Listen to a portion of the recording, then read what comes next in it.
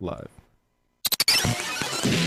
The Majority Report with Sam Seder, where every day's Casual Friday.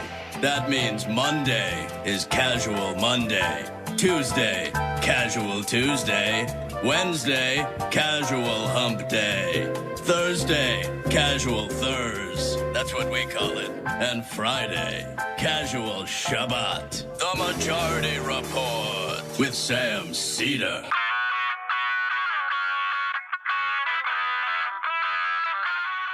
It is Friday, January 21st, 2022. My name is Sam Seder. This is the 5-time award-winning Majority Report. We are broadcasting live steps from the industrially ravaged Gowanus Canal in the heartland of America, downtown Brooklyn, USA.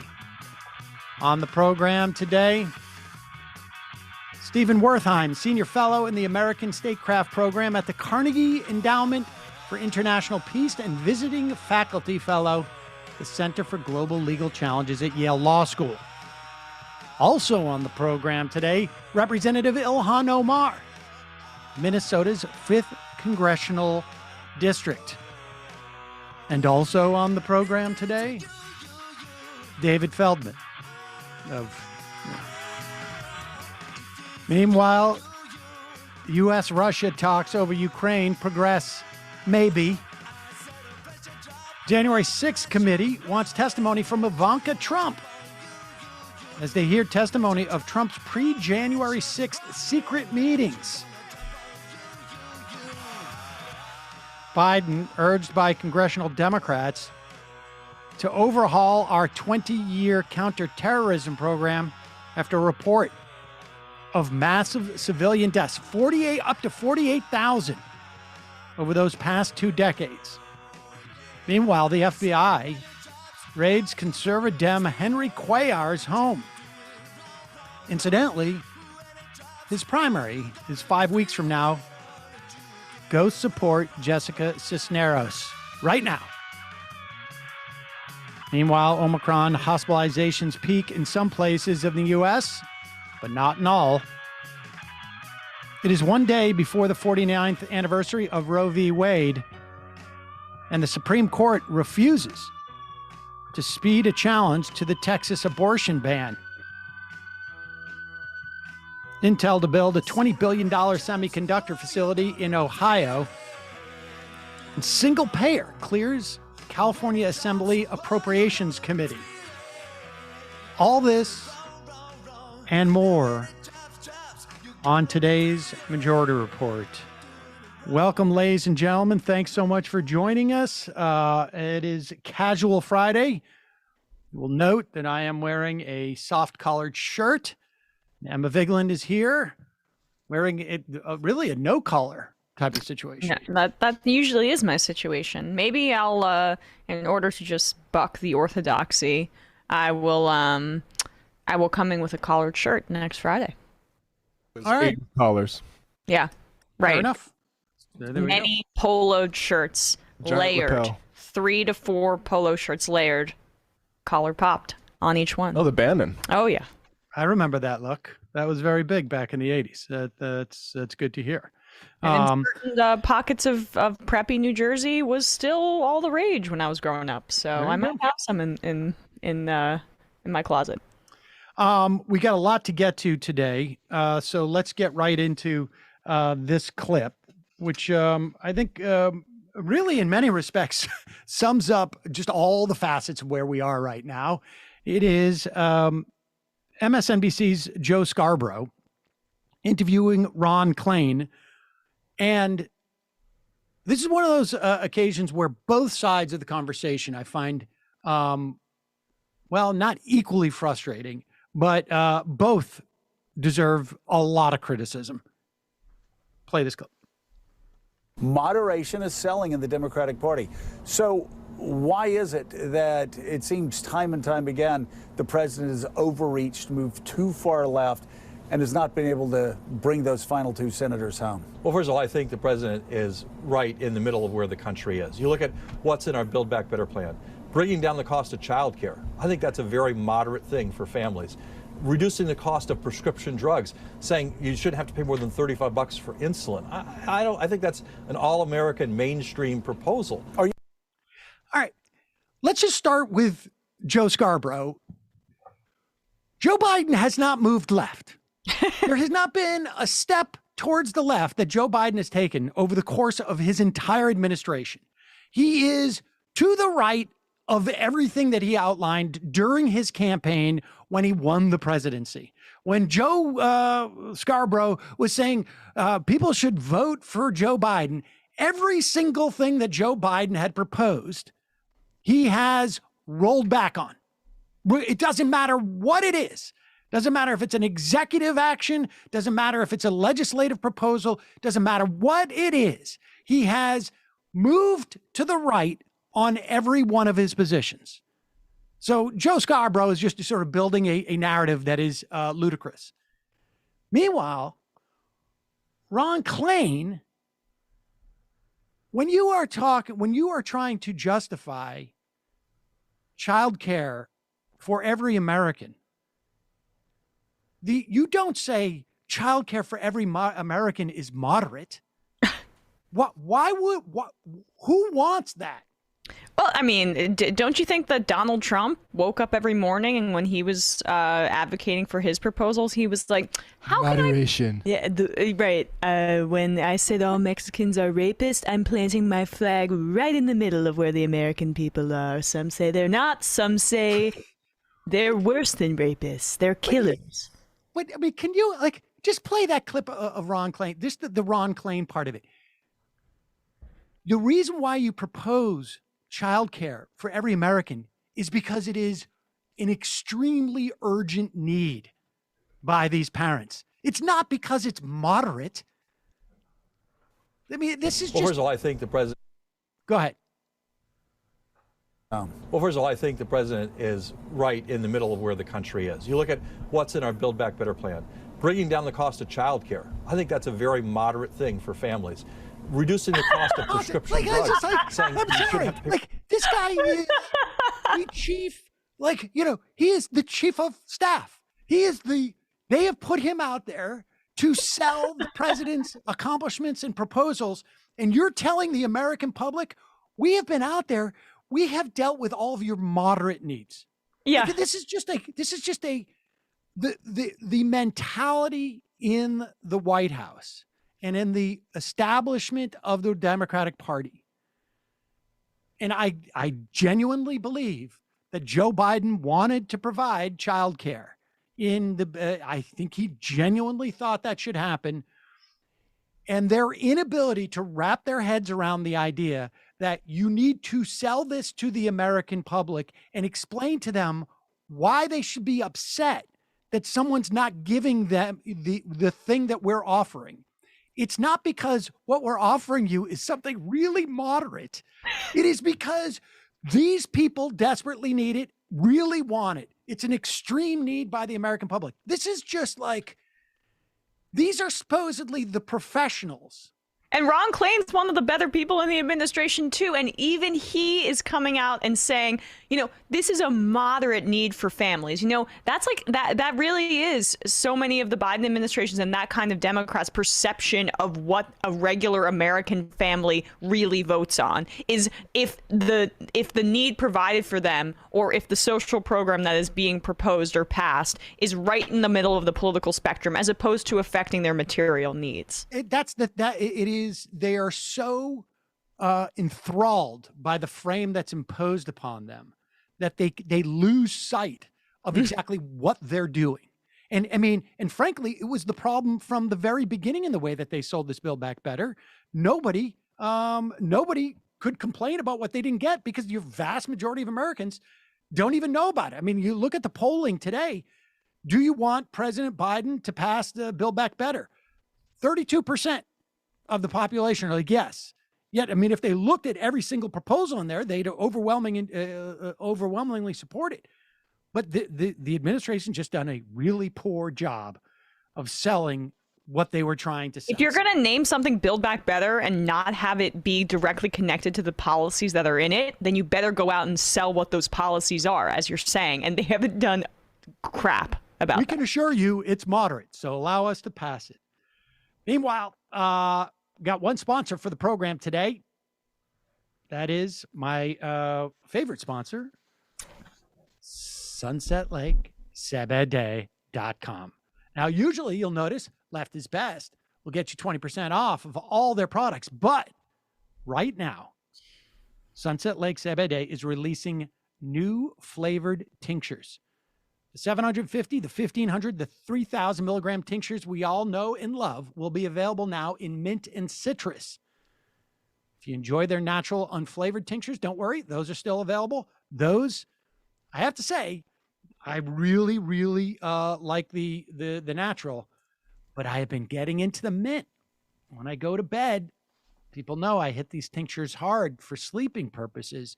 And the mint, I'm really loving because it doesn't conflict with my toothpaste. I don't know if that's why they did it, but check them out, folks. And this is the other exciting thing for me, anyways. They have now a 6,000 milligram full spectrum tincture. It is made with purified CBD distillate. The 6,000 milligram tincture, it's the most powerful product Sunset Lake CBD has ever produced. A single dropper holds 100 milligram of CBD. So check it out, folks. It's great.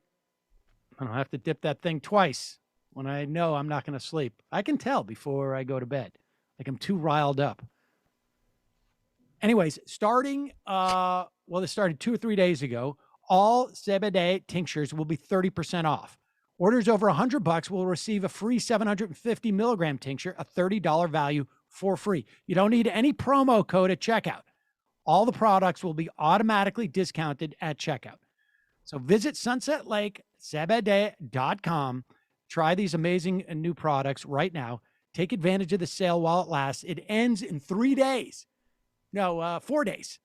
on January 25th. So check it out, folks. sunsetlakesebede.com. Okay, I want to welcome back to the program, Stephen Wertheim, Senior Fellow at the American Statecraft Program at the Carnegie Endowment for International Peace, visiting faculty fellow at the Center for Global and Legal Challenges at Yale Law School. Stephen, welcome back to the program. I'm here with Emma Vigeland. Good to be back with you. So it sort of feels like over the past week that we are slowly inching up to the precipice of a possible war with Russia. It's not getting really the attention that you would imagine something like that would and should, in my estimation. Let's just start before you give your analysis as to why we're at this point. Like, where are we? Like, give us a sense of what's happening to the extent that you're aware of on the ground. Well, Russia has built up its military forces around Ukraine, first to the east. It has forces to the south that annexed Crimea in 2014, taking it from Ukraine. And it's also now conducting military exercises with Belarus from the north, putting its forces within striking distance of Kiev, the capital of Ukraine. So we're in a time-limited situation because Russia cannot maintain this kind of buildup indefinitely, and it's also better to invade in the winter and so forth.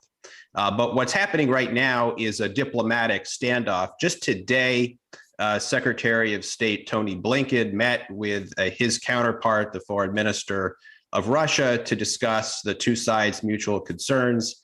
You know, there was a round of negotiations last week.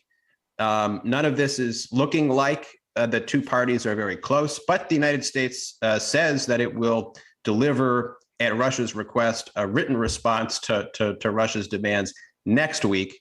And we'll see if that's the end of the line, and likely Russia would take some sort of military action in Ukraine if it doesn't get what it wants, or if the negotiations have some chance of succeeding. I have a sense I know what at least the main thing supposedly that Russia wants, and that deals with NATO. And let's get to that in a moment. But is there anything else? Like, how much is the Nord? Is it the Nord Stream pipeline? How much of this is it possible that this is a negotiation tool for something that is different than what is right at stake? I do think that Ukraine matters a great deal to Russia, and that is definitely part of Russia's concerns here. Actually, what they're doing is putting in jeopardy the completion of the Nord Stream 2 pipeline, by which Russia hopes to double the amount of natural gas that it sends into Europe, bypassing a pipeline in Ukraine.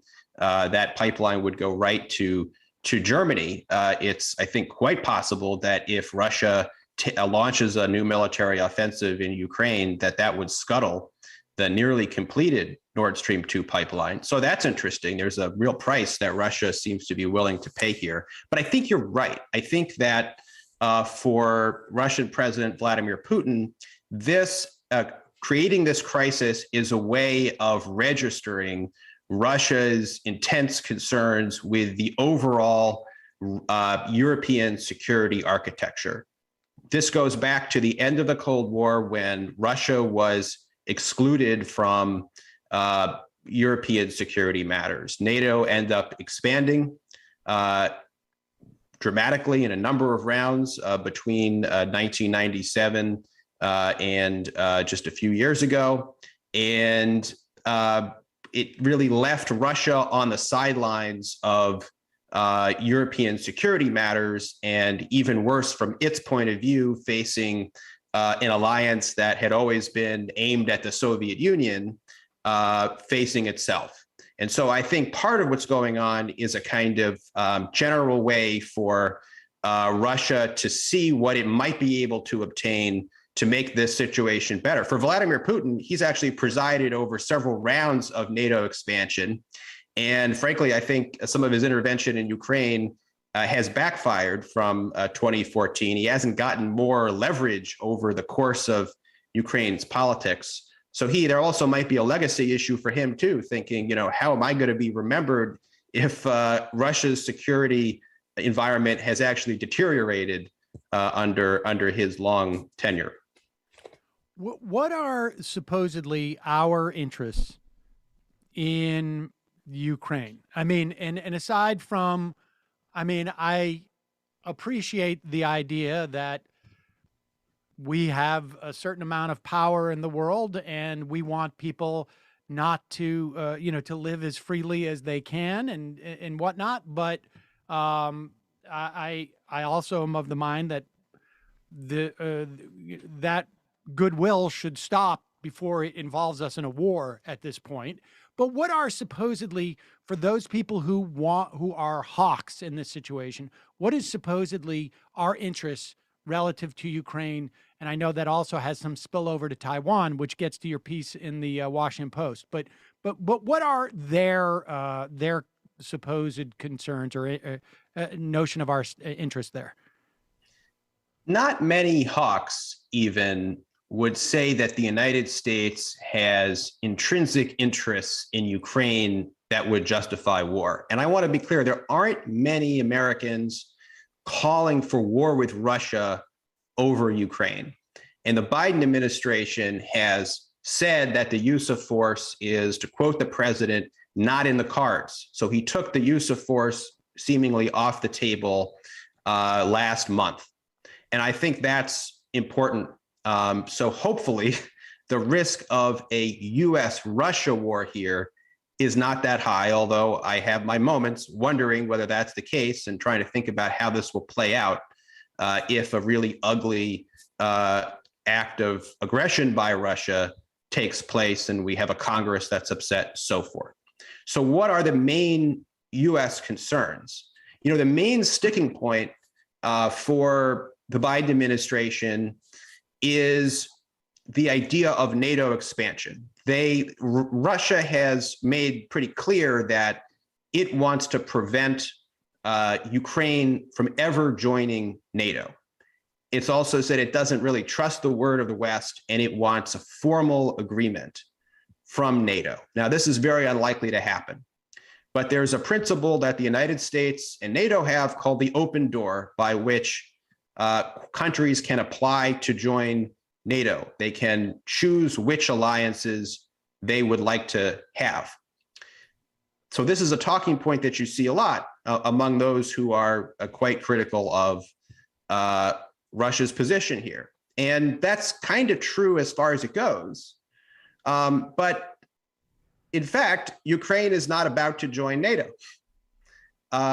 It's unfortunately in 2008, at the behest of George W. Bush, NATO issued a proclamation saying that Ukraine and Georgia will become members of NATO, but at the same time refused to give those countries a plan to be admitted, what's called a membership action plan. So since then, you've had a lot of loose talk coming from officials in Washington, D.C. about how they'd like to see Ukraine in NATO, but we're not really serious about admitting Ukraine into NATO because that would cause a war with Russia. And we know that. And in fact, we understand that we don't have interests that would justify such a grave action as going to war with a great power and a nuclear peer. So there's this kind of game going on. And so what I find really odd is that it seems like the thing that's hardest for officials in Washington to say is that, yes, we don't want to see Ukraine in NATO.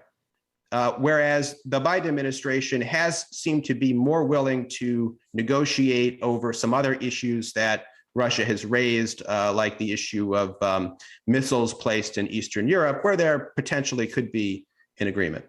Is that reflective of an already existing split in NATO when it comes to Ukraine? Because we're seeing that Germany is not on board with the United States fortifying Ukraine's border as Russia seems to be encroaching. Yeah, part of the legacy of NATO expansion over 3 decades is that NATO has a lot of members, and it has members with different interests. So Germany and France have long been opposed to Ukraine's membership in NATO. Countries to the east, like Poland or the Baltic states, understandably, they are more concerned with the potential for Russia to launch invasions to Russia's west, and they're more willing to push NATO to do more to support Ukraine. The UK, interestingly, is also seemed to be more hawkish at the moment. So there are splits in NATO, which President Biden acknowledged in his press conference, which for some reason caused a scandal because I think the Kremlin understands that there are these longstanding divisions, as does everyone else. But the United States and the NATO allies were able to get agreement on imposing sanctions on Russia after Russia supported separatists in eastern Ukraine in 2014, after it also annexed the Crimean Peninsula. And it does seem as though if there is a large-scale Russian invasion of Ukraine now, that there will be a lot of support for significant sanctions, although just how hard those will hit remains unclear. Well, why are there people who want to maintain this sort of like vague fiction that we would admit? I mean, aside from the idea that I don't think that we should admit Ukraine into NATO, and frankly, I wouldn't mind disinviting all of our members of NATO. Maybe we have talked in the past about NATO may have outgrown its usefulness. But why is this fiction being maintained? Is it like some type of chit that somebody's just like holding on to, hoping to cash in at one point?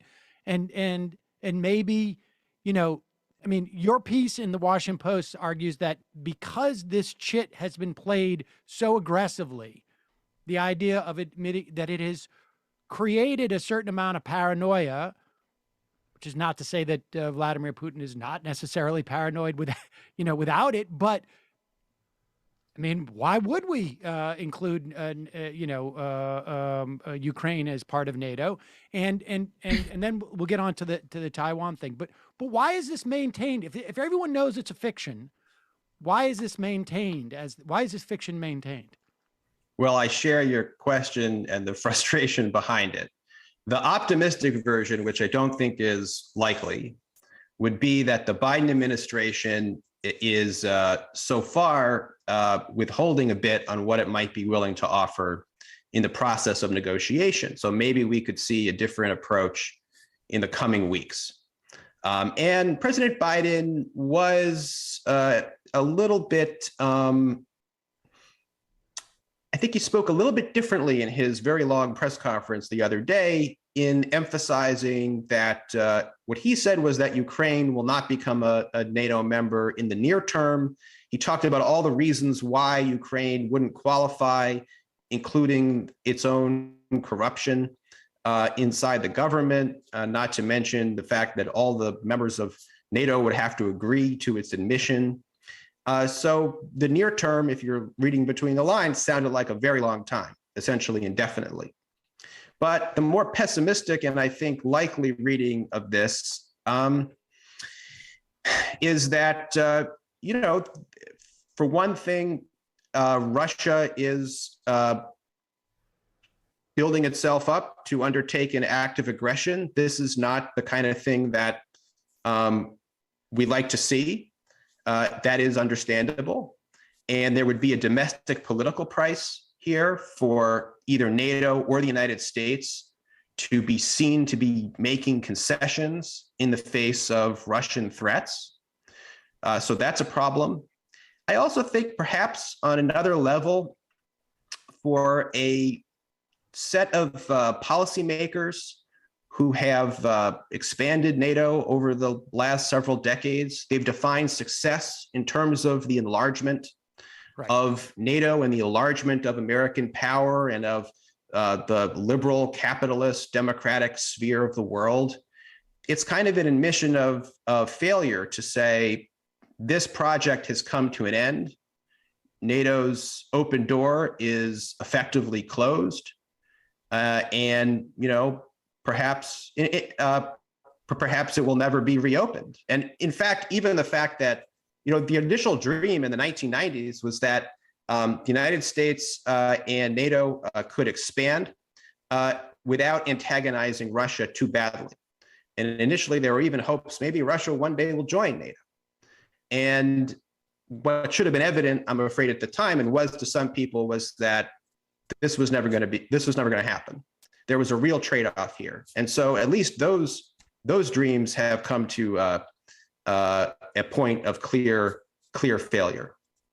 I mean, it feels like you could also just redefine it as success. Now we're done. Now we move into another stage of world history. Let's just turn to Taiwan, because some people are saying there are some arguments that if we are not strong in the face of a Russian incursion into Ukraine, that somehow this will signal to the Chinese that the U.S. doesn't have what it takes to protect Taiwan. But your argument in the Post is our over-aggressiveness about Ukraine into NATO has been the fundamental reason why there is this aggression from Russia, and that the lesson in terms of Taiwan is simply to do what we've been doing with Taiwan, which is to try and find a place where everybody's comfortable. Yeah, we've understood for some time where the red lines were for Russia and for China.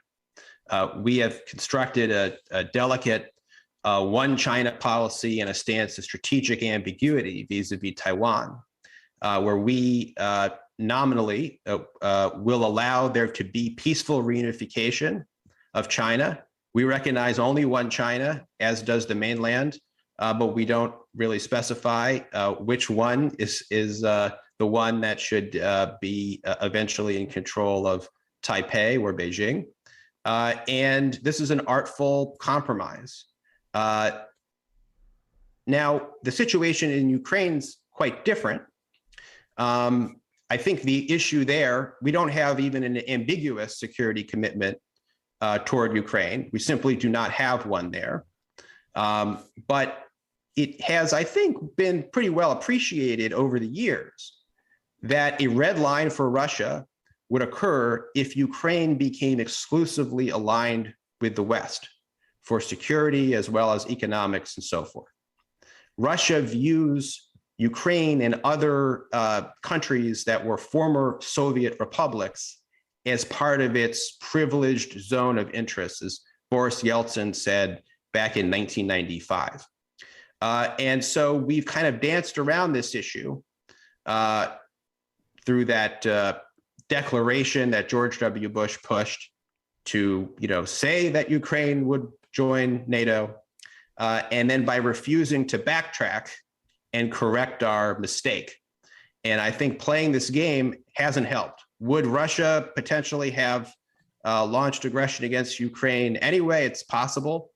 But, these measures, I think, have not helped. They may well have been necessary causes of the crisis that got us to this point. And there's certainly steps that have been unwise for the United States because it has made us a major player, a major party in this dispute, when had we taken a different course, we wouldn't have to be.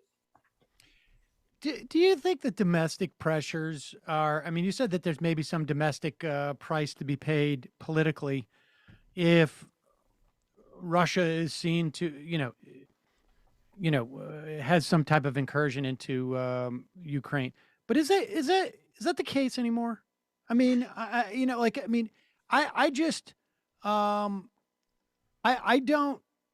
don't see any evidence that the American public is terribly invested in our protection of Ukraine. I get that on the, sort of the margins of the party, and there's some of the neocons, and there are, but is that a thing anymore? You raise a very good point. I know that officials are concerned about this, and I know that you can see members of Congress making statements to look as tough as they can on Russia, although none of them really, I think, are calling for war. So they're kind of tiptoeing around it, which is not particularly responsible. And I think the administration it's a cautious administration in general, and maybe especially on foreign policy. And, the Afghanistan withdrawal didn't help matters. I don't think that Biden's popularity has fallen because of the Afghanistan withdrawal, but his drop in ratings did coincide with that period. Now, I think it probably had more to do with the spike in Delta than, in other words, conditions at home, than actually a policy that was popular, which was ending the war in Afghanistan. Right. But I think that has contributed to this caution within the administration. And, to get back to your other question, I think it's precisely because there's not a whole lot of, there's not many Americans who would like to fight Russia over Ukraine, that there's kind of a search to make other arguments that might resonate more. Like, imagine that if the United States were to show weakness over Ukraine, then Xi Jinping in Beijing would see this as a signal that he could invade Taiwan easily. If anything, I think it'd be the opposite. I think that China would think we're not going to fight two wars at the same time. No, this is not a winning situation for us. I think it would actually, the thing that could actually change calculations potentially in Beijing would be if we really escalated in Ukraine. Right. Keep your powder dry is it's an idiom. I didn't make that up. All right. So lastly, let me just ask, what do you think is going to happen? Final question. What do you think is going to happen from here on in now? Well, I'm pessimistic that diplomacy will succeed. I suspect the parties are too far apart. And it just doesn't look like, in particular, the issue of NATO expansion, which Russia wants officially, formally foreclosed, is going to be something that the United States and its NATO allies will entertain. So I suspect that Russia will undertake a significant military offensive in Ukraine. And exactly what form that will take, I don't know. It could take a number of forms. But as Biden alluded to, at this point, Vladimir Putin has staked so much credibility, coercive credibility here, as he's ramped up, that for him to do nothing would, I think, probably not be realistic. Maybe, he's such a liar, he could just say, oh, I never intended to do this. That would be a nice quality to display. I'd be happy, but I doubt that's going to happen. So he may try to seize more of Ukraine. He may try to take over parts of the East where Russia had already been backing pro-Russian separatists.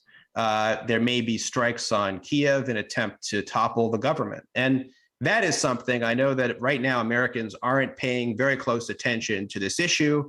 Novak Djokovic, whether he'd be booted from Australia, got a lot of attention in the news, et cetera. But I think, once we see this government really under attack from Russia, that is going to cause Americans to pay attention. It's going to cause Congress to pay attention. And although, again, there's not an appetite for war with Russia over this, I think I'll be looking to see that those who are rightly standing against Russian aggression are also emphasizing the limits of what the United States ought to do in this circumstance. If it's all this one-dimensional, we've got to stop Russia talk that's loose, I start to worry about the momentum that our politics will exert in the crisis. All right. Well, we hopefully we can check back in with you in maybe a week or two, get a sense of where we're at with that. Stephen Wertheim, Senior Fellow in the American Statecraft Program at the Carnegie Endowment for International Peace and Visiting Faculty Fellow at the Center for Global Legal Challenges at Yale Law School. Thanks so much for your time today. I really appreciate it. My pleasure. Good to be with you. Now, want to welcome back to the program Representative Ilhan Omar, Minnesota's 5th Congressional District, also the whip of the Congressional Progressive Caucus. Congresswoman, welcome back. I'm here with Emma Vigeland. Hi, how are you guys? Doing well. Thank you. Thanks for joining us. I want to ask about a broad question about whether Joe Biden's legislative agenda is over. But before we do, Emma, why don't you just start off with more specifics about what people are talking about in the wake of the Build Back Better non-happening, I guess. Yeah, it's good to see you, Representative Omar, and thanks for coming on. There's been an increasingly loud drumbeat, it seems to me, and including President Biden publicly saying so the other day, that Build Back Better may need to be broken up into separate pieces, and there should be an attempt to pass those pieces separately. To me, that seems like a fool's errand, because you still then have to get past the filibuster in the Senate, and no Republican is going to vote for even the smaller pieces of Build Back Better. And then there's also talks, okay, let's make Build Back Better just the climate bill and get that through reconciliation. I have my doubts about that as well, but given this developing story, I'm curious what your position is on breaking up legislation, even though there's only really one bite at the apple left through the reconciliation process.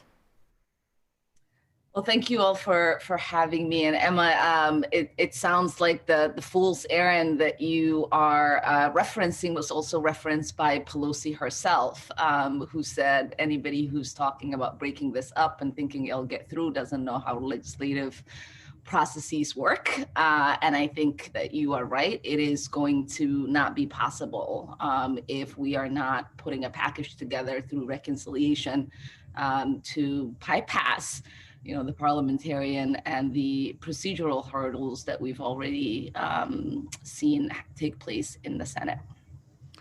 So I guess then, that opens the door to the question. Is Joe Biden's legislative agenda done?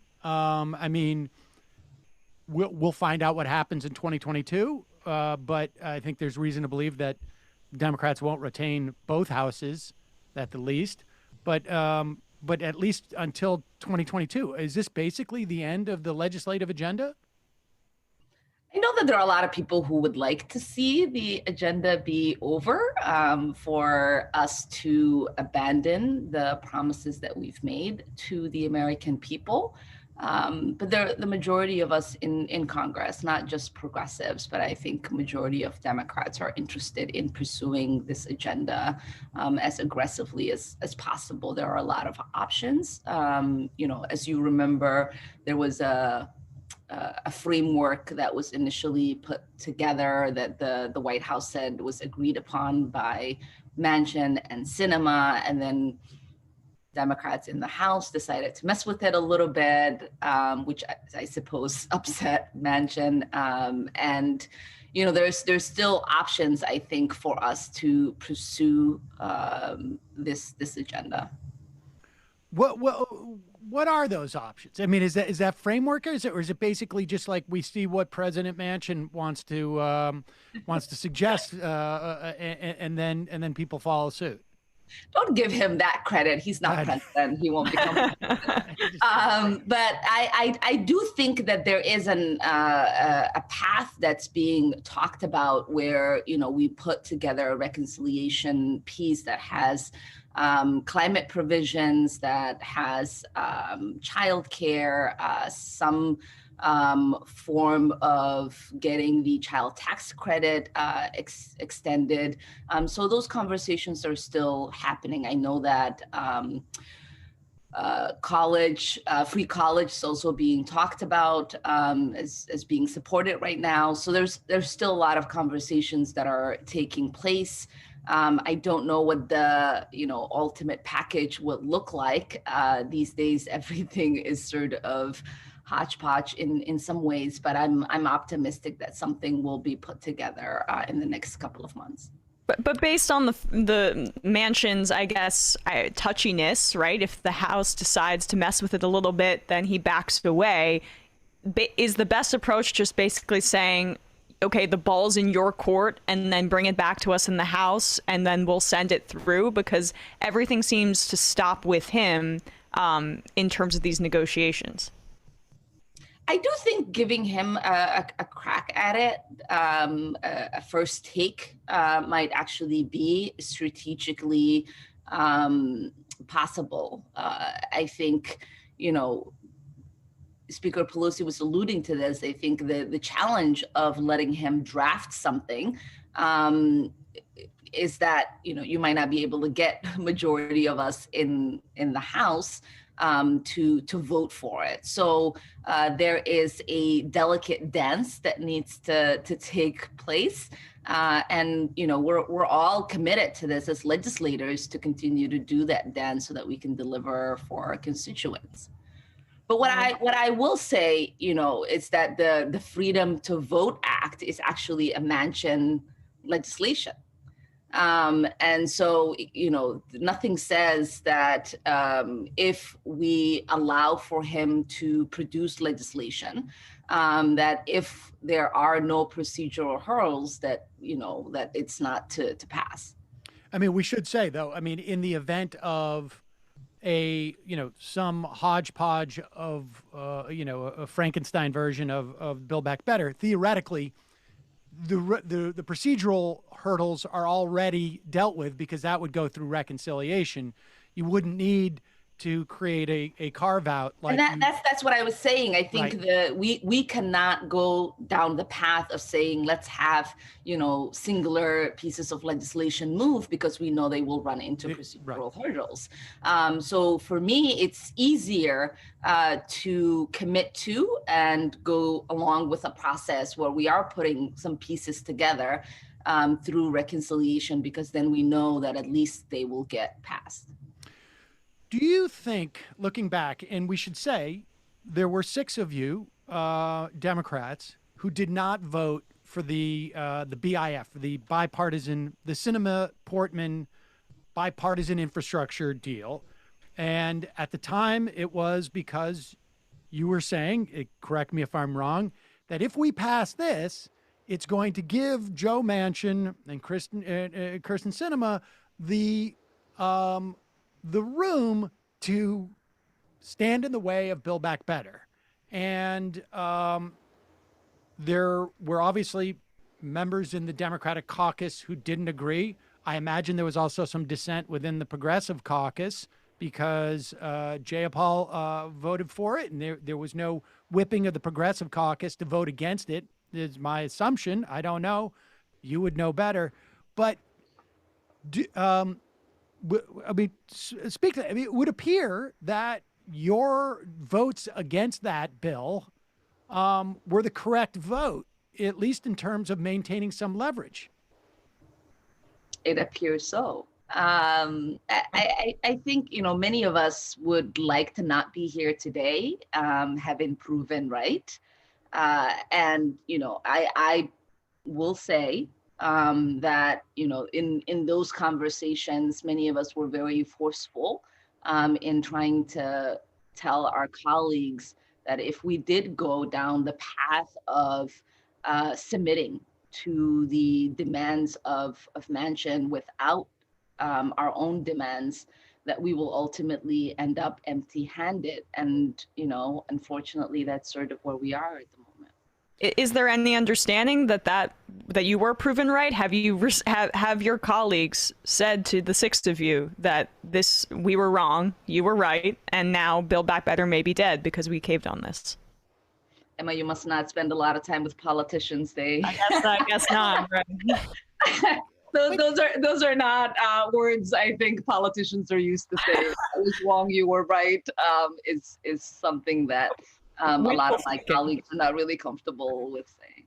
But it is the unspoken truth in our caucus.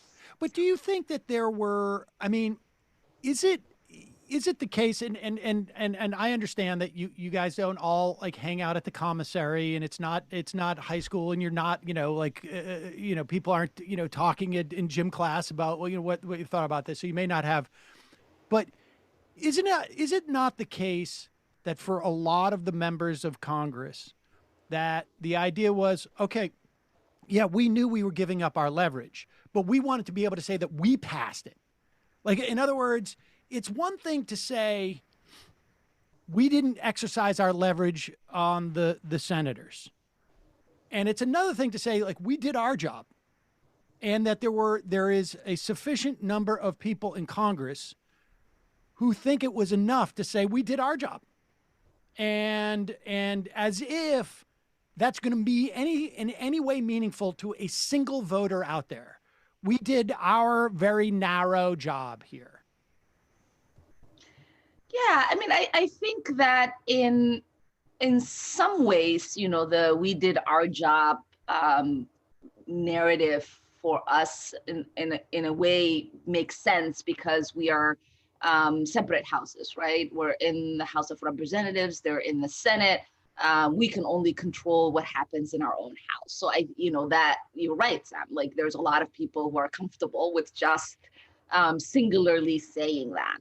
The problem here is that this is not a divided house. We don't have the House being led by a particular party and the Senate being led by another party. The administration being different. This is our agenda, right? The agenda that we are advocating for and the agenda that we are wanting to pass to the American people is one agenda, right? It's the Democratic agenda, and the Democrats control the House, the Senate, and the White House. So this idea that people will just believe us when we say we did our part is a hard sell in this scenario. In other scenarios, in the previous year, we could pass pieces of legislation out of the House and say we did our part.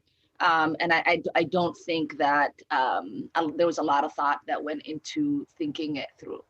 Well, I mean, okay, I want to just put a pin in that in terms of like whose responsibility it was to do that thought, because obviously there were 6 of you who could think of that, and you were, you know, freshman and sophomore Congress people. So it's not like you had the benefit of decades of experience to see where this was going. So I want to put a pin in that for a second, but just ask this question. Is it your sense that had you not passed, had you as a sophomore congressperson been able to convince the entire caucus to withhold their vote, then it wouldn't have gotten onto the floor at that point, and it would have been delayed so that the original agreement of this is all going to pass together was fulfilled? Would you have lost like the Gottheimers, like the so-called, you know, really the corporatists who are very interested in the tax cuts or whatever it is that they want? Would you have lost them? I mean, in other words, was there a compelling argument on the other side of like, hey, you know, this is not just about, it's not enough that we pass this. We need to exercise our leverage. Everybody can see where this is going.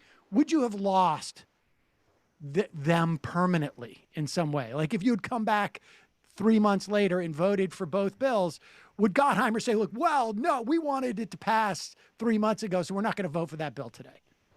I don't think so.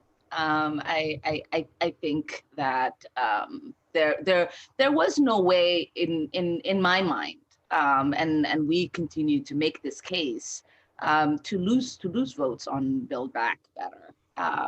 That is an agenda that is supported by, you know, most of our constituents. It is the one piece of legislation that would touch people's lives. You know, roads and bridges are important, but you have to be going somewhere. You need to go to work. You need to have, you know, resources for childcare. There's all the other things that you need in order for the roads and bridges investments to make sense in your life. We're tied up in the Build Back Better agenda. And so I couldn't see anybody voting no on that.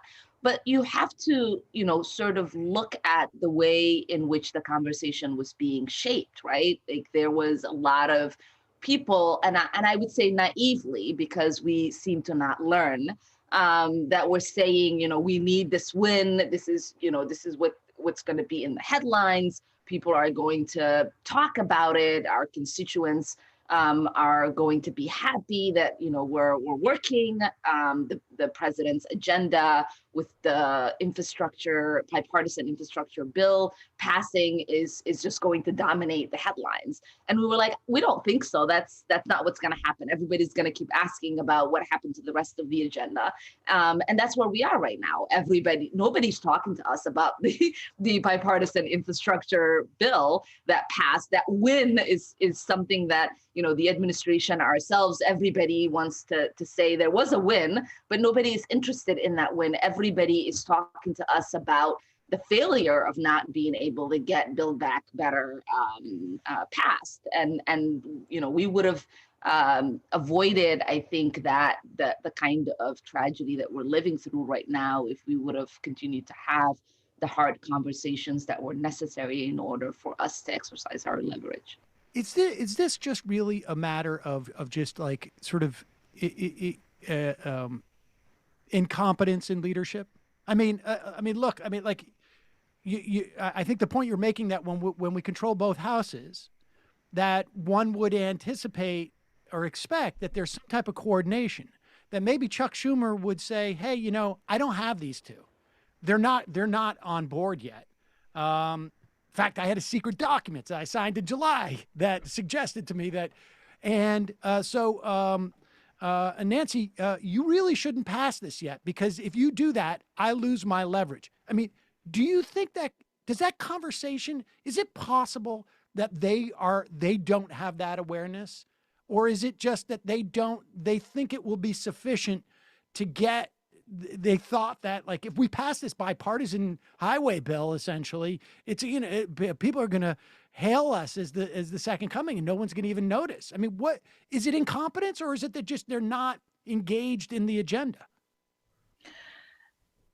I think the disinterest in the support that these pieces of legislation have with the public from Manchin and Sinema, I think is something that many people in Congress and probably in the administration underestimate. There is a lot of conversations that people have in Washington where the agenda is really driven by public sentiment, what the media is saying, what the pundits are pushing for, and you don't want the onslaught of negative headlines talking about your agenda and your unwillingness to get something done, and so most people are willing to do what they can to avoid that. And the fact that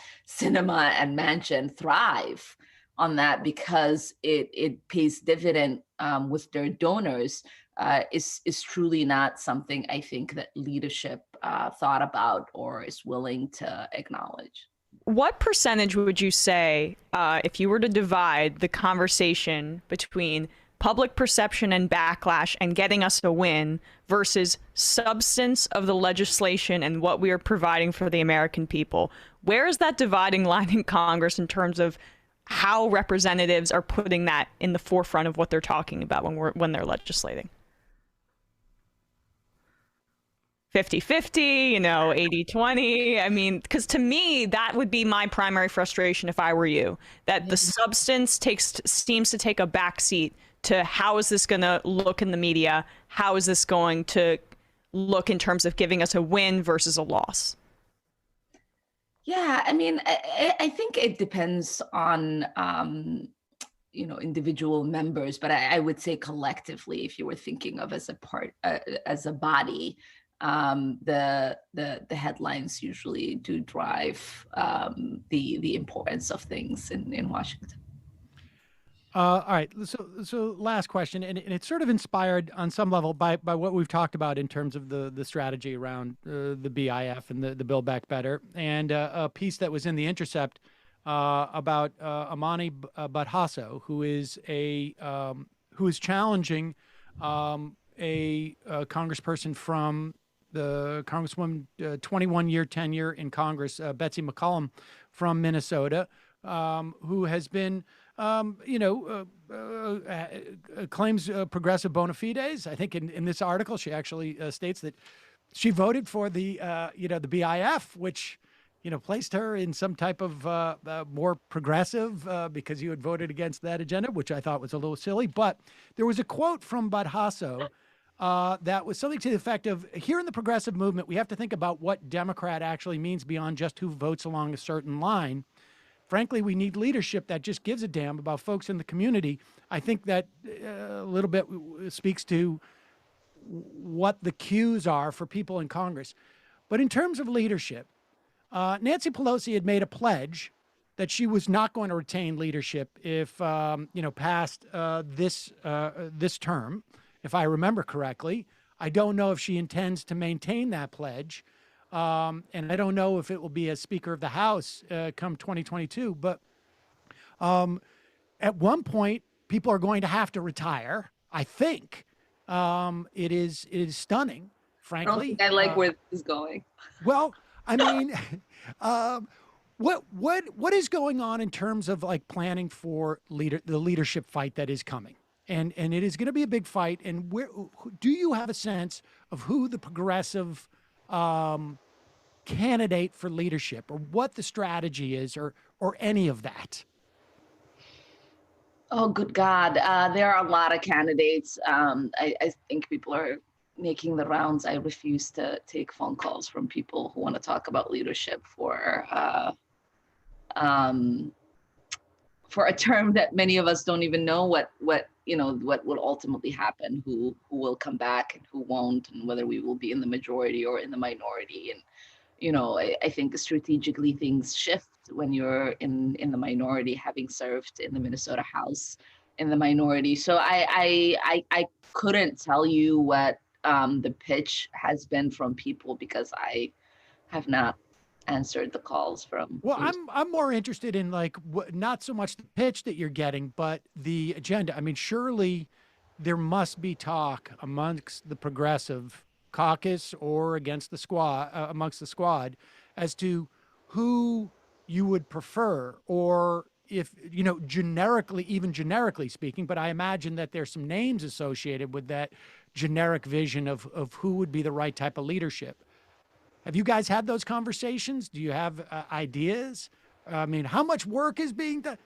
Is there, I mean, I understand your reluctance to be too specific in this situation, but Yeah, but I want people to sort of, I know we get asked this question quite a lot, and I think that there's a lot of like emphasis on who the person is, what their, you know, progressive qualifications are, you know, who are you going to support, what are they going to prioritize? And I just want to remind people that almost everyone that is in leadership right now came to Congress as pretty progressive. And they, you know, were people who, again, like our whole thing as Democrats is for the people agenda, right? Like we are supposed to be advocating an agenda that is for the people. And many a times, you know, it seems like corporate donors get their way more than the people do. And so we cannot delude ourselves with this delusion that, you know, people do not change the way they govern and what they prioritize when they get into a leadership position like the speakership, or being the chair of the Democratic caucus, or, you know, the chair of the DNC, or the majority leader in the Senate.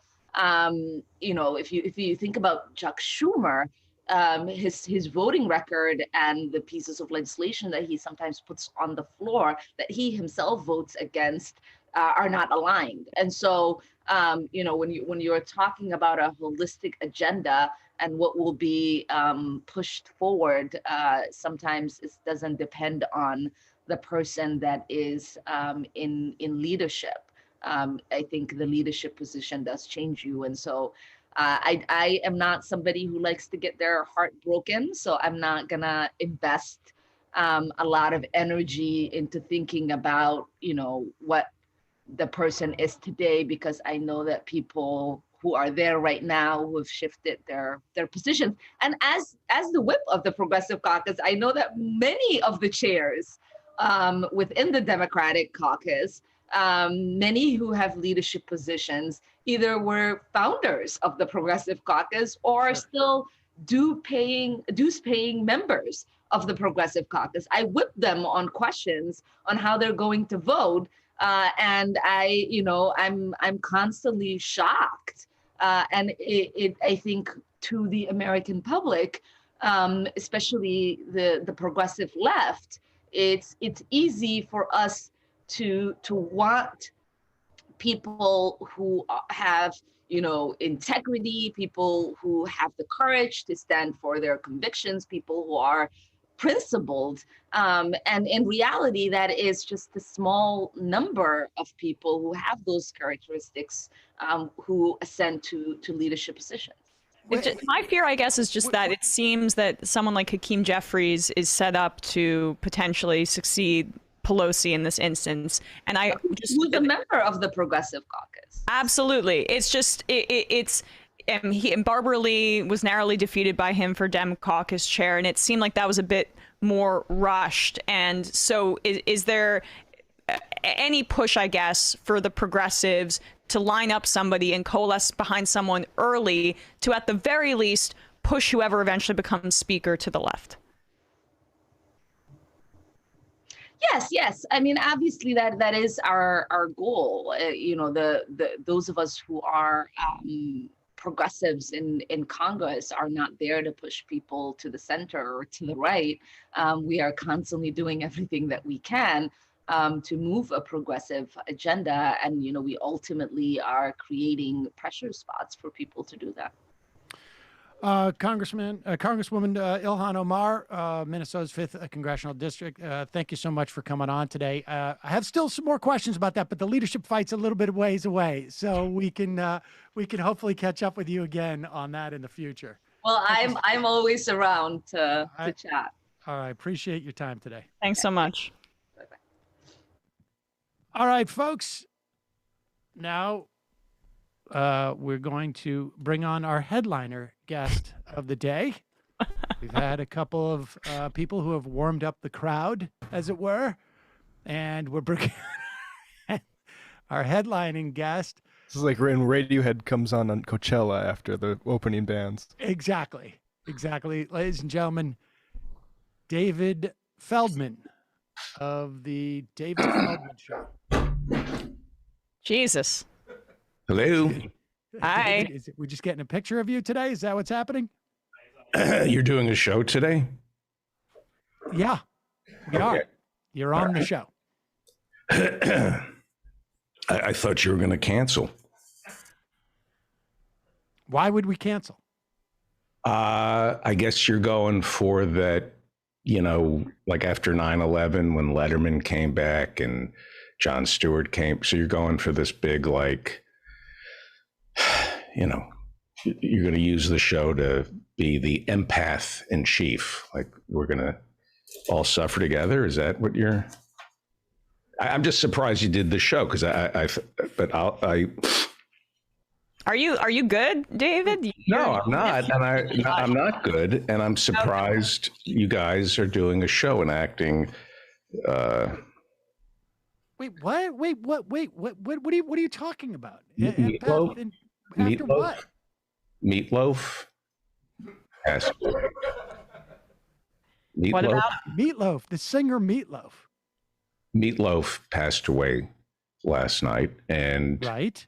maybe, I don't know, maybe it's a generational thing. I know you guys might be a little younger than I am, but Meatloaf, I mean, much, I think. Well, I think it's much. I lost my virginity listening to Meatloaf. Paradise I by the don't think you did. I think Paradise by the Dashboard Light? No. Wait, you're confused. The song was about losing the virginity. You Yeah. didn't lose the virginity. No, not to the song. He stood over my bed and said, "Take your pants off. Oh God, Now David. kiss her."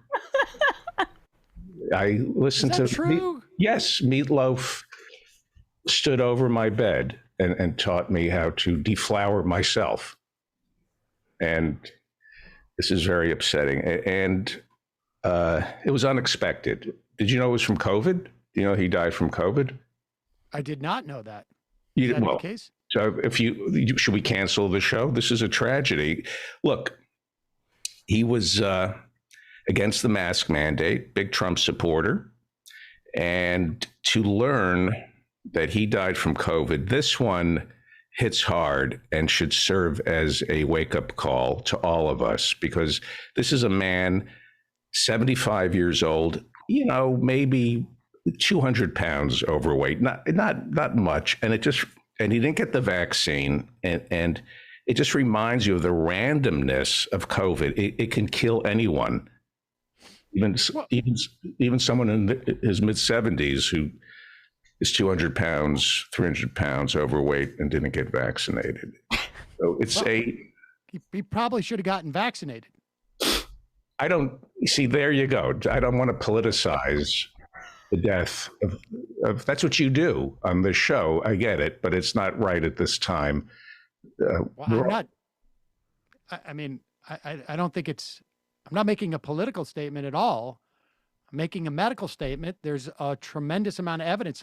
Reports came out today. Are you a doctor? I'm not a doctor. No. So how do you know? How do you know that Meatloaf didn't have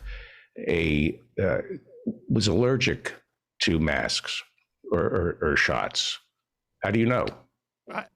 He might have been. I'm not. There you go. aware of So the man is dead, and you have that smirk on your face, like, oh, he didn't get vaccinated, and he's 75, and maybe he should have dropped 400 or 600 pounds, and he didn't take care. Like it's his fault. Like it's some kind of personal responsibility. Instead of using your show to remind everybody of the randomness of COVID, it can strike anyone. You never know who it's going to strike and who it's going to kill. And I just can't believe Meatloaf is dead. I just. Well, listen, I'm sorry that you're taking this so hard. 75 years is a decent run for a guy like Meatloaf. Not literally run, but God, I can't believe you're smiling. Fine. You know what? I'm sorry. Listen, but my point about the vaccination is not whether Meatloaf was allergic to masks or the vaccination. I don't know that he was one way or another, but in general, we know from the CDC that people who have been vaccinated and particularly boosted are far, far less likely to be hospitalized and to die from from COVID in general, because it includes Omicron. Okay. That's how you want to politicize. What is political about that? Because he did not believe in masks. He was a Trump supporter and he was against the vaccine mandates. When a man dies from COVID, you don't bring up the fact that he didn't get vaccinated. That politicizes the issue. And that's David, I'm pretty sure you brought that up. Well, I mean, we lost. Hey, I'm picking up. It's like I'm pro science. Okay. Mm-hmm. So. Okay. You said you were against science. Well, yeah, it's implying that I'm interested in this stuff, and there are other centers for disease control other than the monopolistic CDC that doesn't compete with any other organization. You're for free market disease control. Hold on, wait.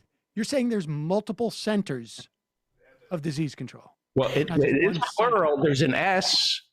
There's an S. It's the Centers for Disease Control, not the Center for Disease Control. How can we only hear from what? I'm pretty sure it's the center. No. See, you don't do your own research. It's the Centers for Disease Control. Did I win the argument? Yeah, you win, David. See, now this is because I do my own research, and it's the Centers for Disease Control, but we only hear from how can we only hear from one center? Well, I think it is. You're hearing from all the centers. No, you're hearing from one center, not all the centers. When the CDC says it's all the centers in that name. Who do you hear? You hear that Dr. whatever her name is, not anybody else. Walensky? Well, yes. She's the head of the Centers for Disease Control. So there's no other heads of why aren't there heads of the Centers for Disease Control? Well, there may be heads of the specific centers, but the centers as an agency there's one leader of it. All right, fine, whatever. I'm just saying we lost a Meatloaf today, and let's just use his death to remind everybody of the randomness of COVID. What do you mean? Keep saying the randomness of COVID. It can strike anybody, and that we should just, make the phone call the people you love, and remind them that you love them, because you never know when COVID is going to strike. If it could hit a 75-year-old man who, 2,000, 3,000 pounds overweight, didn't get vaccinated, doesn't wear a mask. If it can hit somebody like Meatloaf, it can hit any one of us. Hug your children. That's what I'm saying. Okay, look, David, I agree that we are all susceptible, but the susceptibility can be mitigated. That's all I'm saying, by mask wearing and by vaccination and booster. You can't eliminate it. You're going to politicize his death. You're going to use his death now to do something really dirty. How is it not? Let me ask you this. How is it not political for you to say it could strike anybody, but it is political for me to say it could strike anybody, but here's a way of minimizing your risk. Because telling people to love one another isn't political. That's human decency. But to pass judgment on a man who, at the age of 75, who was maybe 6 or 10,000 pounds overweight and didn't get vaccinated, you are politicizing that. Your life is random. And I'm I'm pro-vaccine. I got them all. So don't. I don't doubt that for a moment. I got the Moderna in my right arm, Pfizer in my left. I got the Johnson & Johnson in my butt, and I'm getting. Sounds like a special request. I don't get it. Well, I just never heard of anybody getting any of these vaccinations in their butt. Well, it's the scientific method. I do the Moderna in my right arm. I do the Pfizer in my left. I don't have another arm. I don't have another arm. What the scientific method means? That is well, yeah. What so the scientific method is. If you get COVID in your ass, the Johnson & Johnson doesn't work as well as the other ones. Right. Oh, I guess, is that what you're doing? You're trying to find out if you can localize the COVID infection? I feel like you guys are picking on me for being pro-science. Did you get COVID in your ass, David? Excuse me. We really need to talk. Yeah. About my balloon knot in front of. I mean, it's like the afternoon, and this is. I thought this was a highbrow show. I came here. I'm a child of the Enlightenment, and literally. Yeah, and so I can look at my left arm and see how the Pfizer's doing, and the right arm to see how the Moderna is doing, and I squat over a mirror to see how Johnson & Johnson is doing. That's the scientific method, Sam. I'm pro. Let me tell you how long I think it's going to take for me to get over that image. Of what? Me looking at of you squatting over a mirror. I think it's possible that I will see grandchildren before I can get that image out of my head. I take a picture. Right. I squat over my mirror, and we take a picture. My lady says, "Say cheese," and in terms of I smile. How you're gonna pucker, or no? She takes a picture of my balloon knot, and she says, "Say cheese." Can we? I'm here to talk about a tragedy and the scientific full circle, right? I mean, You at one point had Meatloaf looking over you. Oh my God! Is this what you're doing now on the show? I don't know. You're laughing. You laugh at the dead. I'm not laughing. You laugh at the dead. You laugh at the dead. The sudden death. We're all shocked. Meatloaf, 75 years old, unvaccinated. Maybe several thousand 14,000, 20,000 pounds overweight. Right. Suddenly dies from COVID, and you think it's funny. You politicize it the same way you politicized Martin Luther King's holiday, which I saw, and I've heard you talk about that. How did you see me politicize? But first, what does that mean to politicize? Who is Martin Luther King? Who was, first of all, Dr. Martin Luther King. Who was Dr. Martin Luther King Jr.? Who was Reverend Dr. Martin Luther King. Dr. Martin Luther King Jr. Who was the Reverend Dr. Yes. Martin. Correct. That was his wife. No, Coretta. Yeah. I'm sorry, I misheard. I was for the holiday, but what do you mean I didn't want the holiday. I thought he should have had a holiday, but I said Why? don't. Why? Because it's Dr. Martin Luther King, the Reverend Dr. And he deserves a holiday. And he's why did he deserve a holiday? Because he's a great American. And what does that mean? He's a great American. Oh my God! Do I have to? What do you mean? What? You're politicizing by asking that question. You are politicizing the memory of Dr. Martin Luther King. Am I violating his HIPAA rights? You're violating the holiday. You don't discuss Dr. Martin Luther King in ways that are divisive. You know, you're bringing up that he was against the Vietnam War, that he was a pro-labor activist, for example, and that he wanted blacks and whites to unite in a worldwide struggle to end poverty. That's not how you honor his memory. You don't bring up the fact that he was leading a poor people's campaign.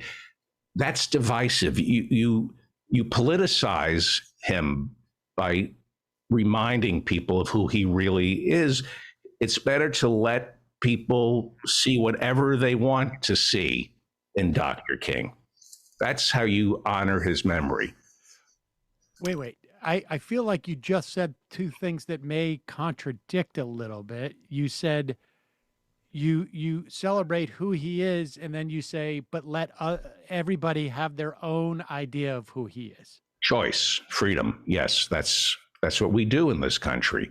You see whatever you want in Dr. Martin Luther King. And when I watch your show, getting into his life on the granular level, it's divisive and it politicizes his memory. Tucker Carlson, you know Tucker Carlson? Do I know him personally? No. I don't agree with Tucker Carlson, but I was watching, he said Dr. King would oppose the teaching of critical race theory. And when I heard Tucker say that, I thought, we have come so far as a people where now a white man can see Dr. Martin Luther King and find anything he wants. And for you to say that Dr. King would be in favor of critical race thinking, theory, or if you were to say Dr. King was a proponent of affirmative action, that you're politicizing his memory, and that's not what he wanted. But David, when Tucker says that he would oppose critical race theory, is that politicizing Martin Luther King? No, that's how far we've come as a nation, where we can all see. It's like a cloud. You want it to be a cloud. You see Dr. King is a cloud in the sky. What do you see? I see a bunny with 3 ears smoking a Mershon. It's an Escher painting. It's whatever you want to see. That's how far we've come as a nation. And again, the Shelby ruling, I was against it. The Roberts Court ruled that, we're not the same way we were in the early 60s. But rolling back Section 5 of the Voting Rights Act, yes, okay. Yes, I was opposed to that ruling. But when I see Tucker Carlson saying that Dr. King would be against quotas and welfare, I think maybe the Roberts Court is right. Maybe the Civil Rights Act of 64 and 65 worked.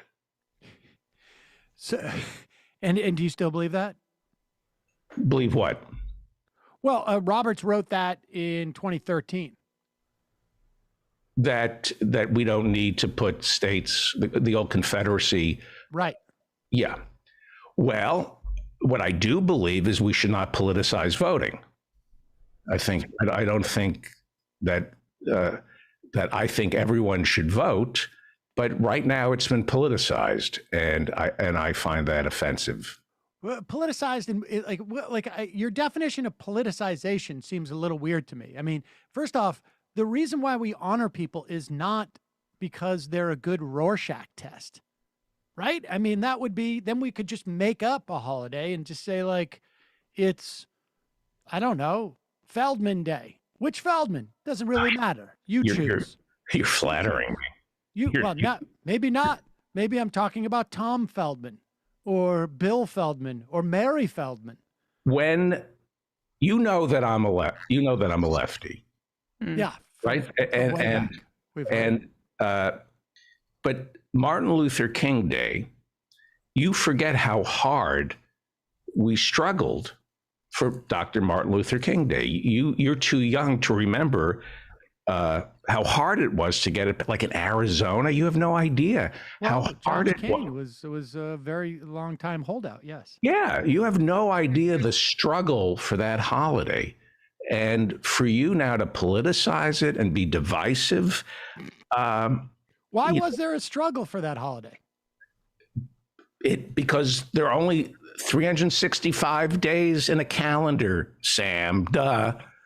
But why was it hard to get that holiday? Isn't that because don't take this the wrong way, okay? I'm gonna don't take this the wrong way. You and you Jews with your holidays. Don't take this the wrong way. But you, am I right? Emma, I don't want to get you in the middle of this, but everything's a holiday. The Jews and their holidays. My God, why don't we just go from the Gregorian calendar to just the Sam Seder calendar, where it's 365 days of holiday? First off, I feel like you have aged like 35 years over the course of that sentence. I have. I have. But you should also know that the Hebrew calendar. Here we go. Yeah. Existed the Gregorian one. The what calendar? The Hebrew calendar. Yeah. Well, you know what? We're in America now. Unpack. This is...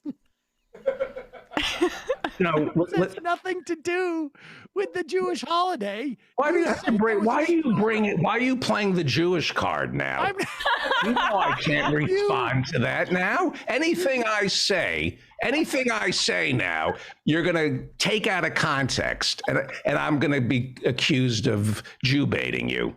Listen. Jesus Christ! Oh, I'm sorry. I'm sorry. You could say Jesus Christ. That's fine. Listen, but here's the point: is that we were talking about why it's difficult to get a Martin Luther King holiday. It was hard, and we struggled for it. And Emma and you are standing on the shoulders of my struggle, and then you use it to politicize it and bring up stuff. Why was it a struggle? That's what I'm asking you. Because it's hard to get a holiday. It's hard. Why was that your struggle, David? Because I believed aligned against it. I believed in the holiday, but Why? You don't taint his memory with specifics. You don't bring up the fact that he was against the Vietnam War and was a labor activist. That's divisive when you teach that. Then people don't want to celebrate the holiday. Let him be whatever you want him to be. And don't do what the Democrats did, using the holiday to pass a voting rights bill. My God. How to dishonor his memory by politicizing this week? By trying to tie his memory in with voting rights? I mean, voting rights were a big, big struggle for him. Voting rights. Voting rights. Yeah. And do you think that helps bringing that up?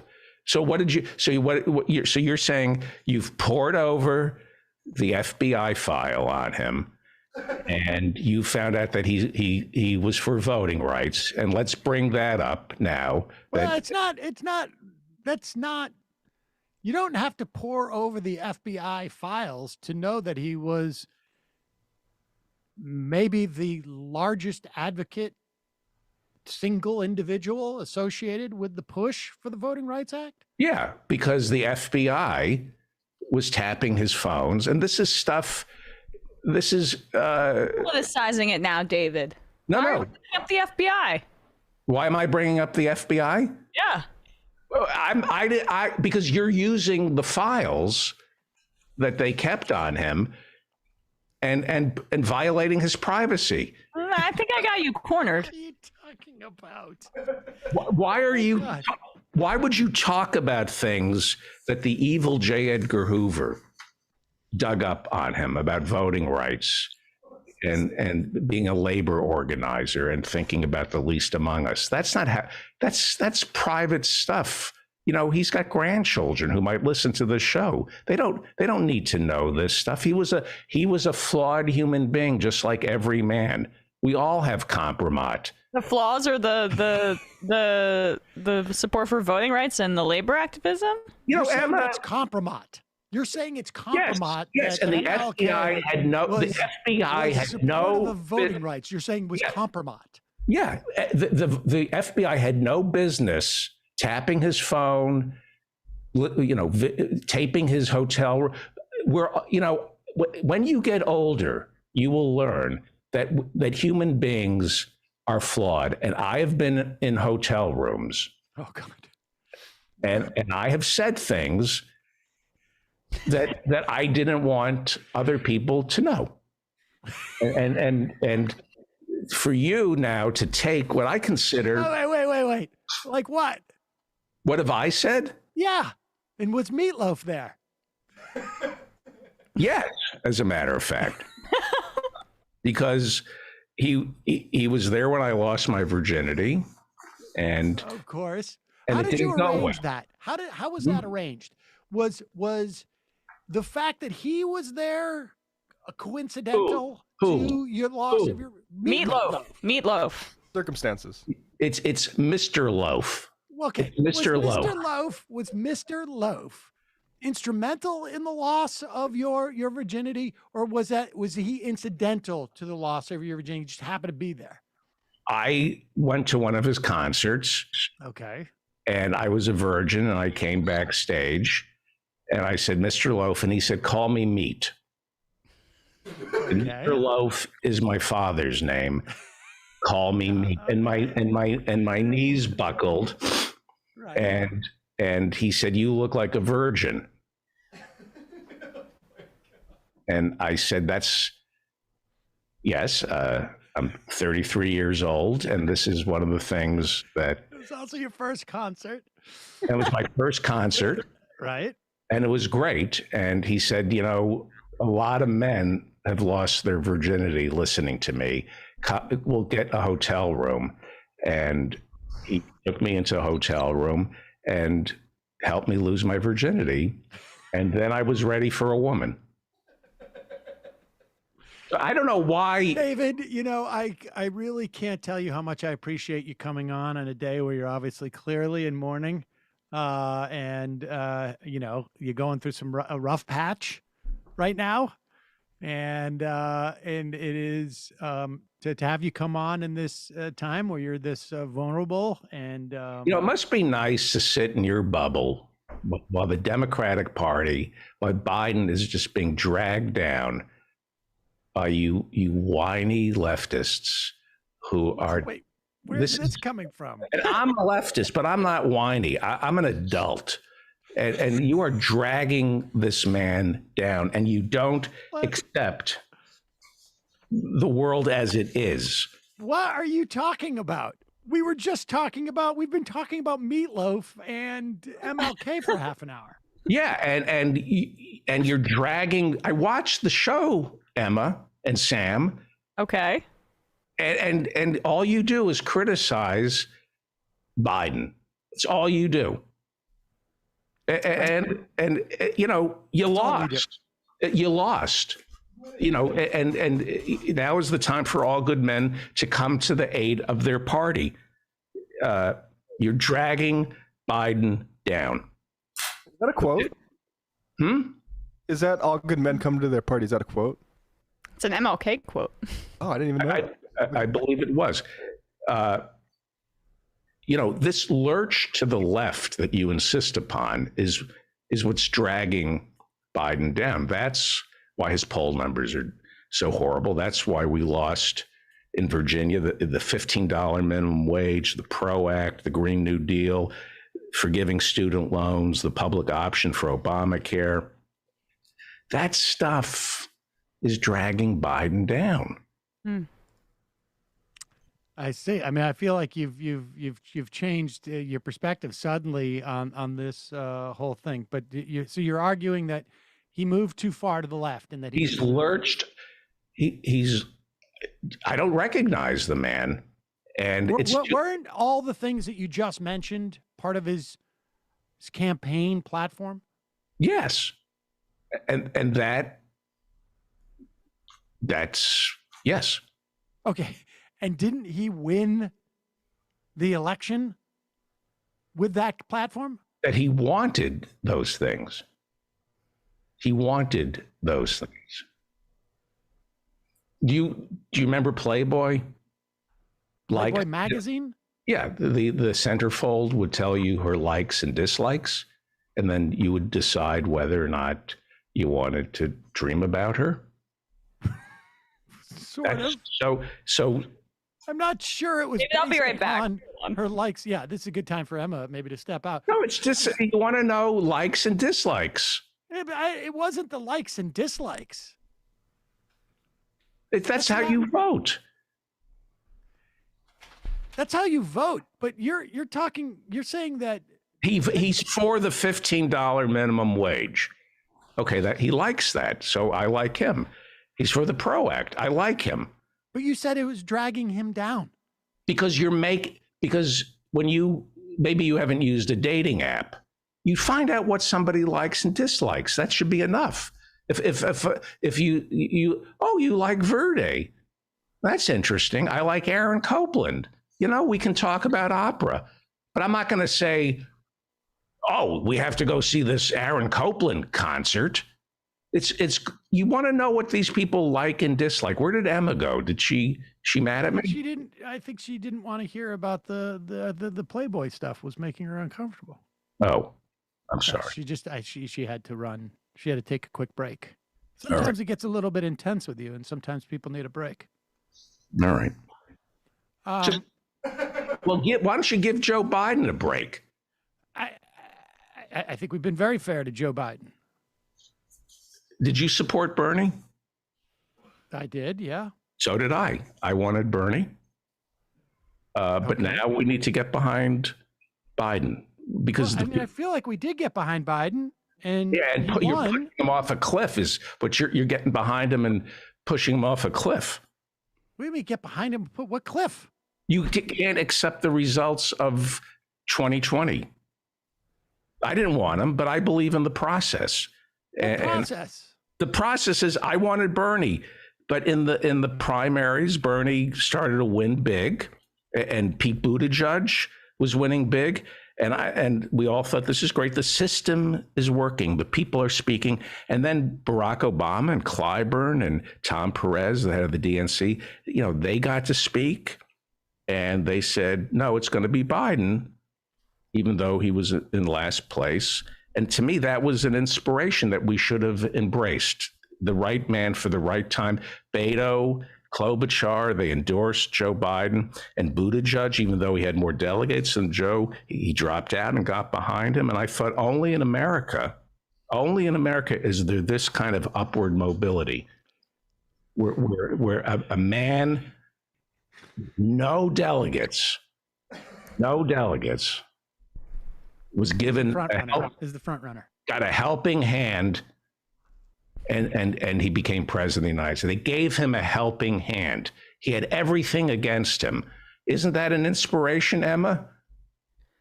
Yeah, I mean, it's interesting to me. I thought you love MLK so much, and I'm sorry to politicize, but Biden, spoke at Strom Thurmond's funeral. Strom Thurmond. Mm-hmm. You're bringing up my hair transplants? Is this trying to throw me off center that Strom Thurmond had bad hair transplants? I have bad hair transplants. Is this what you're trying to do? You're trying to throw me off my game? We didn't know either of those things. I wasn't aware of hair transplants. Well, see, okay. Okay. So did you know that Joe Biden has hair transplants? Well, that seems clear. And did you know that Strom Thurmond had hair transplants? No, I did not know that. See, okay. And did you know that I have hair transplants? No idea.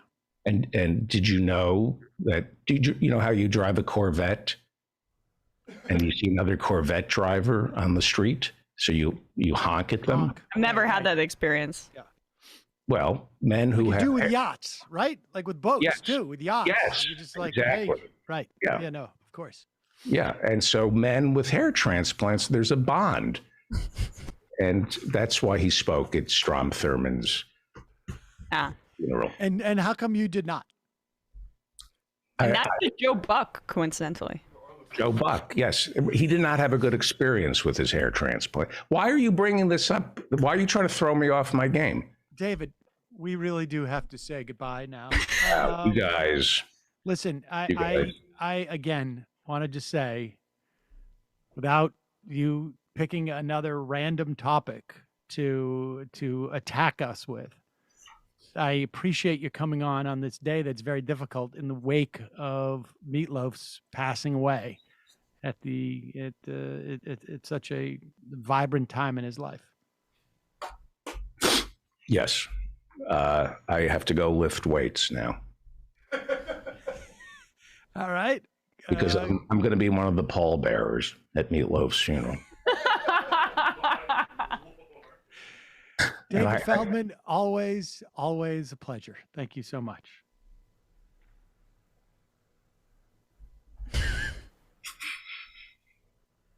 Thank you. Can you hear me? Yeah, we hear you now. Are we done? Are we over? Or? Yeah, we're saying goodbye. Emma, did I say something, Emma, that upset you? You know, David, we're still on air. Oh, okay. I just didn't want to say anything that was. You just sort of stopped talking after I said goodbye. We made him cry, Sam. I'm sorry, David. No, I just don't want to say anything that is offensive because. Yeah, no, I don't think anything. It's a little bit late. You're a little bit late. Well, you were the one who brought up. I'm not just talking about today. Well, unlike you, I'm not divisive, and I want everybody to like me. I wake up and I think, what can I do today so people will not know. You know what I think you should do? Being. The first thing, maybe take a course on it because you're not good at it. You're very divisive. I'm teaching a course on it. It's kind of like taking a course on it. Mm-hmm. I'm not good at likability. David Feldman. Are we done yet? I can't thank you enough for coming on today. This is like what the FBI does. You tricked me. This is like me in a hotel room being videotaped. David Feldman. Thank you so much for coming on today. No privacy whatsoever. No privacy. This was a violation of my Fourth Amendment rights. Appreciate your coming on today. Bye-bye. Wow. That was something. He seems very upset. He seems very upset. Maybe we should have checked on him before we had him on. I mean, that was pretty stunning. Folks, we're going to head into the fun half, 646-257-3920. I don't know if we'll have time for calls today, but we're certainly going to take your IMs. You can get the app at Majority App. Just a reminder, it is your support that makes this show possible. That and the sponsor support that we have from Sunset Lake Seder today. Check out those tinctures, the mint and the citrus, and also the new size of the tincture. Definitely worth your while to check them out. Great company, as you know. Also, you can find out exactly what's in there by looking at their third-party certification on their website. It's actually pretty cool to see all the different things that are in there. You can also support this program by becoming a member. JoinTheMajorityReport.com. JoinTheMajorityReport.com. And, of course, JustCoffee.coop. Fair trade coffee, tea, or chocolate. Use the coupon code MAJORITY. Get 10% off. Matt, what's happening in the Matt Leckian media universe? Yeah, Wednesday night we did a marathon show, about almost just short of 5 hours with Ben Burgess on his new Christopher Hitchens book, including 3 hours of post game. So patreon.com/leftreckoning if you want to get access to that this weekend for patrons. David and I will be starting our Karl Marx reading group from the beginning with his critique of Hegel's philosophy of right. That's the opiate of the masses quote. We'll be breaking that down and putting that in context. So patreon.com/leftreckoning for that stuff. Okay, see you in the fun half. You are in for it. All right, folks, 646-257-3920. See you in the fun half. Are you ready?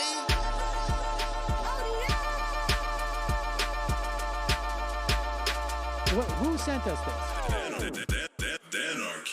Alpha males are back.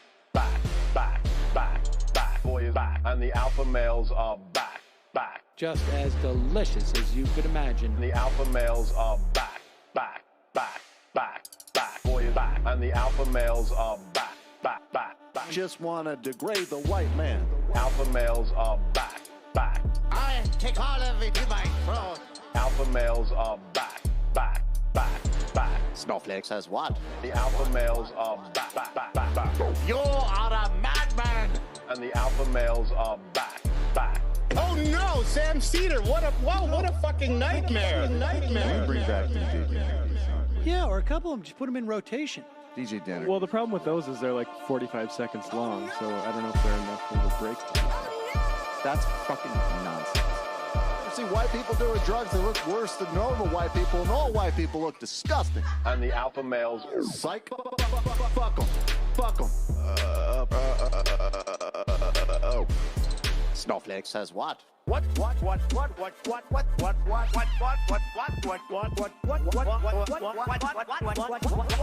Snowflake says what? A hell of a lot of bank. Okay, I'm making stupid money. Hell of a lot of bank. A hell of a lot of bank. All lives matter. Have you tried doing an impression on a college campus? I think that there's no reason why reasonable people across the divide can't all agree with this. Psych. And the alpha males are back. And the Africans are black African. And the alpha males are black. And the Africans are back. When you see Donald Trump out there, doesn't a little part of you think that America deserves to be taken over by jihadists? Keeping it 100. Can't knock the hustle. Come on, fuck 'em. Things I do for the bigger game plan. By the way, it's my birthday.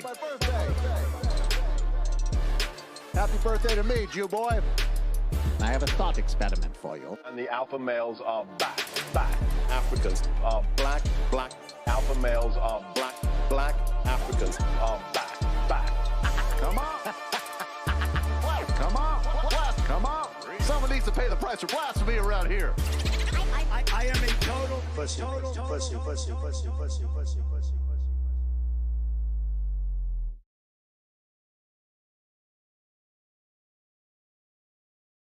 And back. We are back, ladies and gentlemen. It is the fun half of the program. Let's have some fun, shall we? We did get an IM where somebody, and it just blew right by me. I haven't seen who it was, but somebody IM'd the program. I said, can you imagine somebody who has never heard the Majority Report tuning in today, hearing Ilhan Omar and then David Feldman? How confusing of an experience that would be for people, and that's what we try and do here, folks. Just keep you on your toes. Disorient you. Just people. Oh, wow. Damn.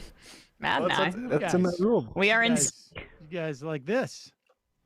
You don't even know. On Thursday shows, Matt and I just go back and forth and back and forth. You're basically superfluous at this point. It's not the first time I've heard that, actually. Even today. JT, can you clip the segment with Mark Allen Derry? It was amazing info, and I want to pass it along. It should have been clipped. I believe it is. Yeah, I think so. I believe it was. I believe the whole segment was. A war weasel. I think your guest talking about geopolitics was blissfully ignorant about the motivations of neocons and war hawks, talking about NATO as though it's a force of good. We've had Stephen Wertheim back on this program earlier, who on his piece about why NATO should basically be disbanded and that its time has passed. So I did not get that from him at all. No, I think maybe sometimes people project onto people things that aren't said because they want things to be said in a specific way. One thing you will find about people who talk about foreign policy, broadly speaking, particularly ones who want to influence, who aren't just doing analysis, but actually want to influence foreign policy thinkers, is that they adopt the language and the approach of those they're trying to influence. So, I mean, it is a more subtle, but the guy has been very clear on his position on NATO. Putin puppet. Talking about Putin as bad and NATO and Biden as a good is laughable. No, all right. That's the same person. That's rote. Jack from Albany. Representative Omar's audiobook, This Is What America Looks Like, was great. Highly recommend to all. Sealash, move off Zoom or riot. Seeing the pre-recorded stuff makes me miss the show in high definition. Leftist audio video is best. Yeah, we're in the process of fixing that. I mean, the hard part is like, had we done that before, we would have been screwed during Omicron at various points. So we've got to figure out a solution that is going to give us that flexibility. And we do this every day. And so we need reliability is very, very, very, very important to us. Book away. That guest has an impressive resume. The Carnegie Endowment for International These Nuts. Thank you. Emma, you should really get Ilhan's take on identity politics and intersectionality. Oh, God. That was a joke from yesterday. Representative Omar isn't just smart and compassionate. Left is best. I'm not going to read that. North Dakota Llama. Minnesota lost a legendary comedian today, Louis Anderson, dead at 68. Rest in peace. Always love to see Ilhan Omar. Nothing brings more joy than seeing the anger of my relatives that they have to cope with a left Muslim woman of color having so much popular support. Wondering, yes, Sammy, all is lost. Don't bother to vote. Don't call or push your legislators. Just give up and watch and listen to Majority Report in Sam's window. Mitch and company, thank you. I don't know what you're talking about. Chris from Taiwan. I don't think Beijing's calculus vis-a-vis Taiwan will be affected at all by what happens with Ukraine. In spite of its public posturing, Beijing does not want to fight a war to retake Taiwan, just as the U.S. doesn't actually want to fight a war over the status of Ukraine. Skippy, Representative Omar is cool and a great communicator. Sam Seder's extenuating circumstances of silliness. Sam, the Tin Man's grandson was supposed to write a profile on Dave Rubin, calling him the next Carlos Mencia, but he couldn't handle the high-level ideas. Militant apathy, go ahead and blame Kamala Harris. I know you're building up to that. What was this? We're getting some really like passive-aggressive IMs today, yeah. People vary in their heads. Yeah, I was going to say, like, what? Well, I don't even know what context we were. Go on, Sam. Take your swipe at Kamala. We know you've been itching for it. I cannot tell you how little Kamala Harris came into my mind throughout this entire day. Like, that's the first time I've even contemplated. The Biden administration thinks about her even less than we do, and we don't think about her at all. Between the 101 and the 5, Build Back Better is literally the slogan for Biden's campaign.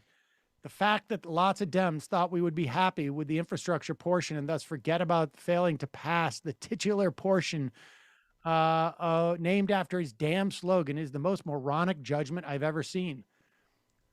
Fiddle my bell. I guess it should be no surprise that the party who did very little to give people a reason to vote also put up a very anemic fight in protecting their voters' right to vote.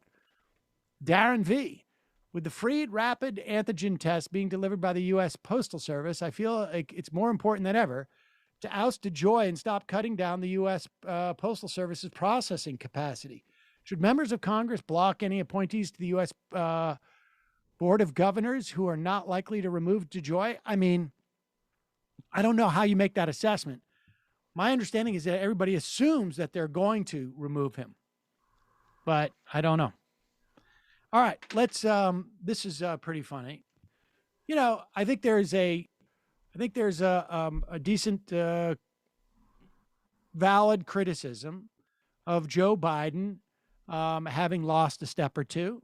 Joe Biden's also been, relatively gaffe prone through his years, but nothing quite like this that Donald Trump exhibits with Sean Hannity. This is another level.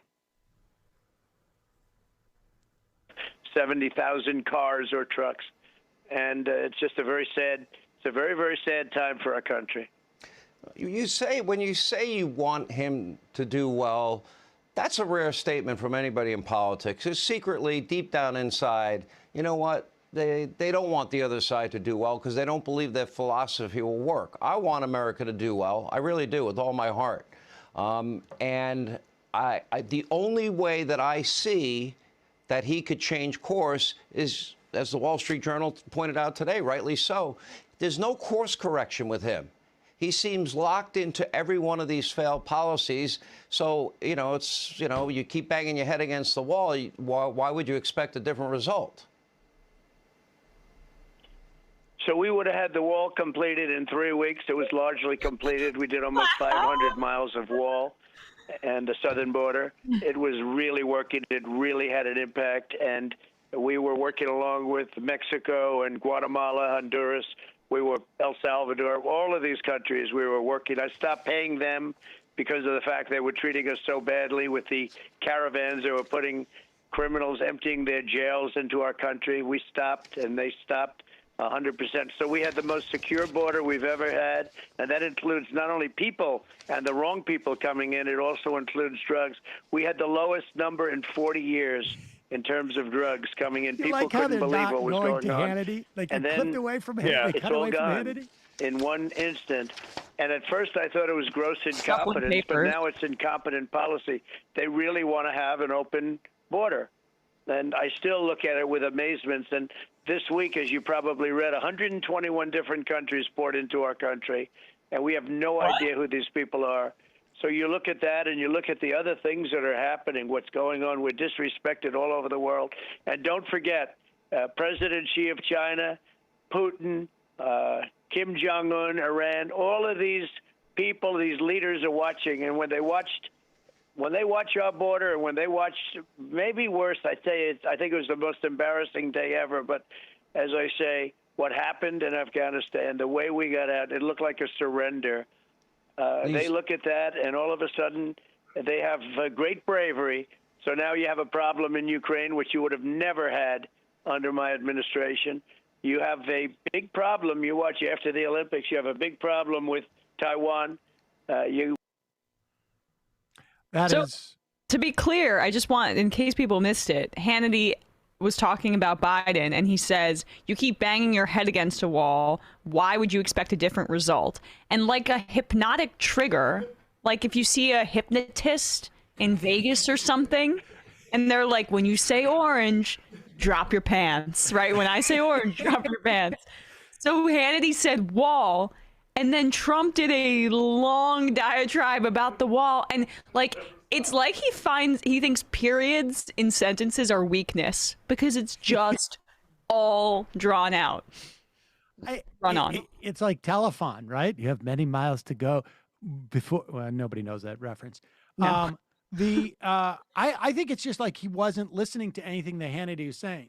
Like he's on the phone. He's looking out the window. And he's just going like, get me a thing at Taco Bell. Get me two. Yeah, I want a Taco Bell, please. Well, no, we could have built the wall. The wall. The best wall ever, and we were gonna build it, and we didn't do it, and absolutely.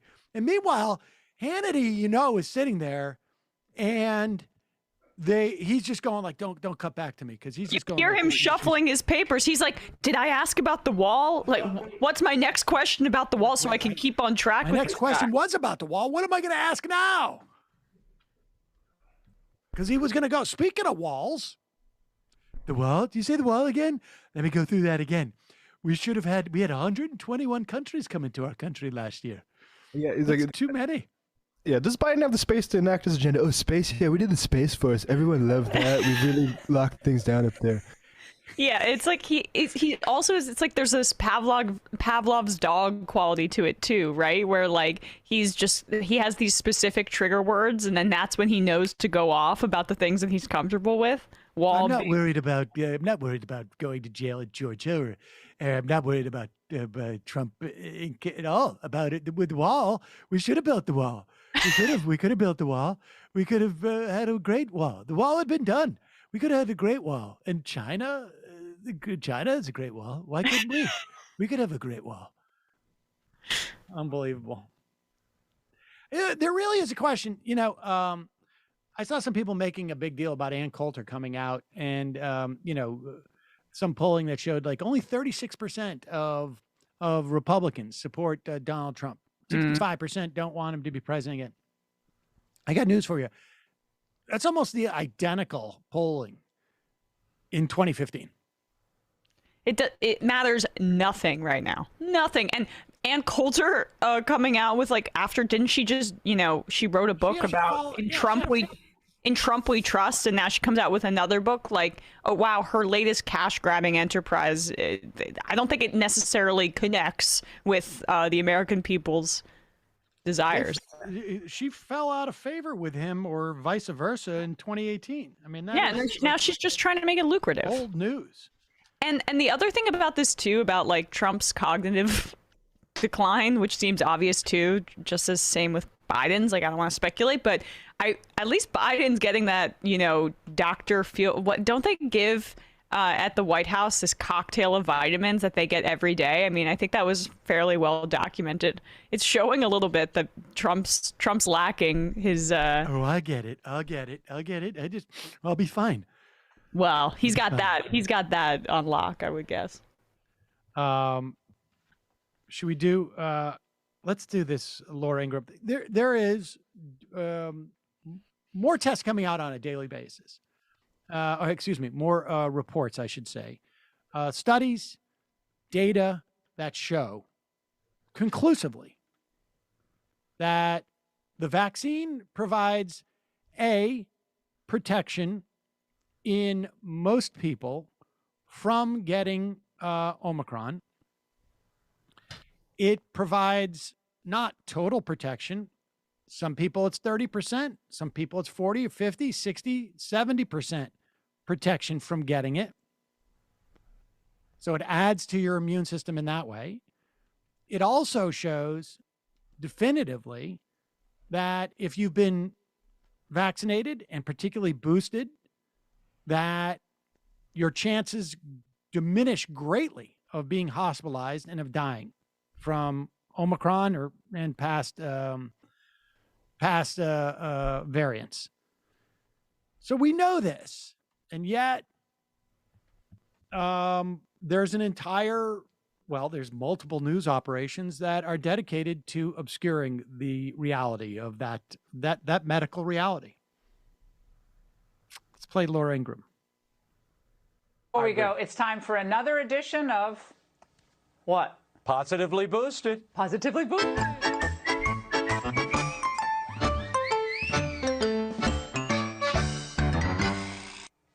All right, the triple vax Joint Chief Chairman Mark Milley, our favorite Mark Milley, tested positive for COVID yesterday. And who else? General David Berger, the Marine Corps Commandant, also positively boosted.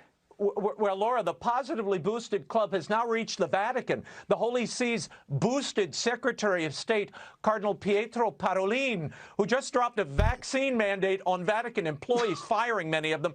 He has tested positive, according to reporter Ed Penton. Parolin, interestingly enough, cast doubt on religious exemptions to vaccine mandates last week. We wish them all the best, Laura. Well, we certainly hope they're all healthy and fine. They're probably but fine. Pushing your mandate positively recovered. We're positively recovered, Raymond. We're almost doing that. That's the point. Yin yin yang. Exactly. That's funny stuff. Hey, do we have any funny music that we can play to this story? Oh, yeah. Here's some funny music out of Prague. The story of an unvaccinated Czech folk singer who died after she celebrated catching the coronavirus has gripped the nation after her son said her death should serve as a warning to those resisting vaccination. Should we put in, let's see, do we have any good music we can put on this? Let's see. I don't have anything right here.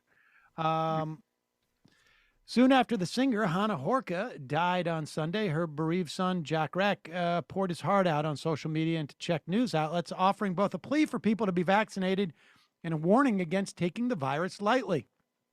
Despite what the son described as her family's strong encouragement, Ms. Horka refused to get vaccinated and rejoiced once her husband and her son, both vaccinated, contracted COVID over the Christmas holiday. Instead of isolating herself, she deliberately exposed herself to the virus. Her son said she was ill for a couple of days, but then appeared to be recovering. In a Facebook post, she celebrated her apparent recovery and naturally acquired immunity, saying she looked forward to sauna, swimming, and cultural life, all denied her under the virus regulations because of her refusal to be vaccinated, but potentially available once she could present proof of recovery from infection. Days later, her condition swiftly declined and she died. So what should we call this segment? Simply dead before you should have been if you were vaccinated. Right. Early death. Bing, bing, ding, ding, ding, ding, ding. And then, yeah, I mean, I don't know. It's just ridiculous, too, because they're conflating the contraction of the virus. Like, Millie's going to be fine, right? And that's what they say at the end there. All those old people are going to survive. But the person who didn't get vaccinated has died. It is also backed up by statistics and all of that stuff. And that it really is despicable.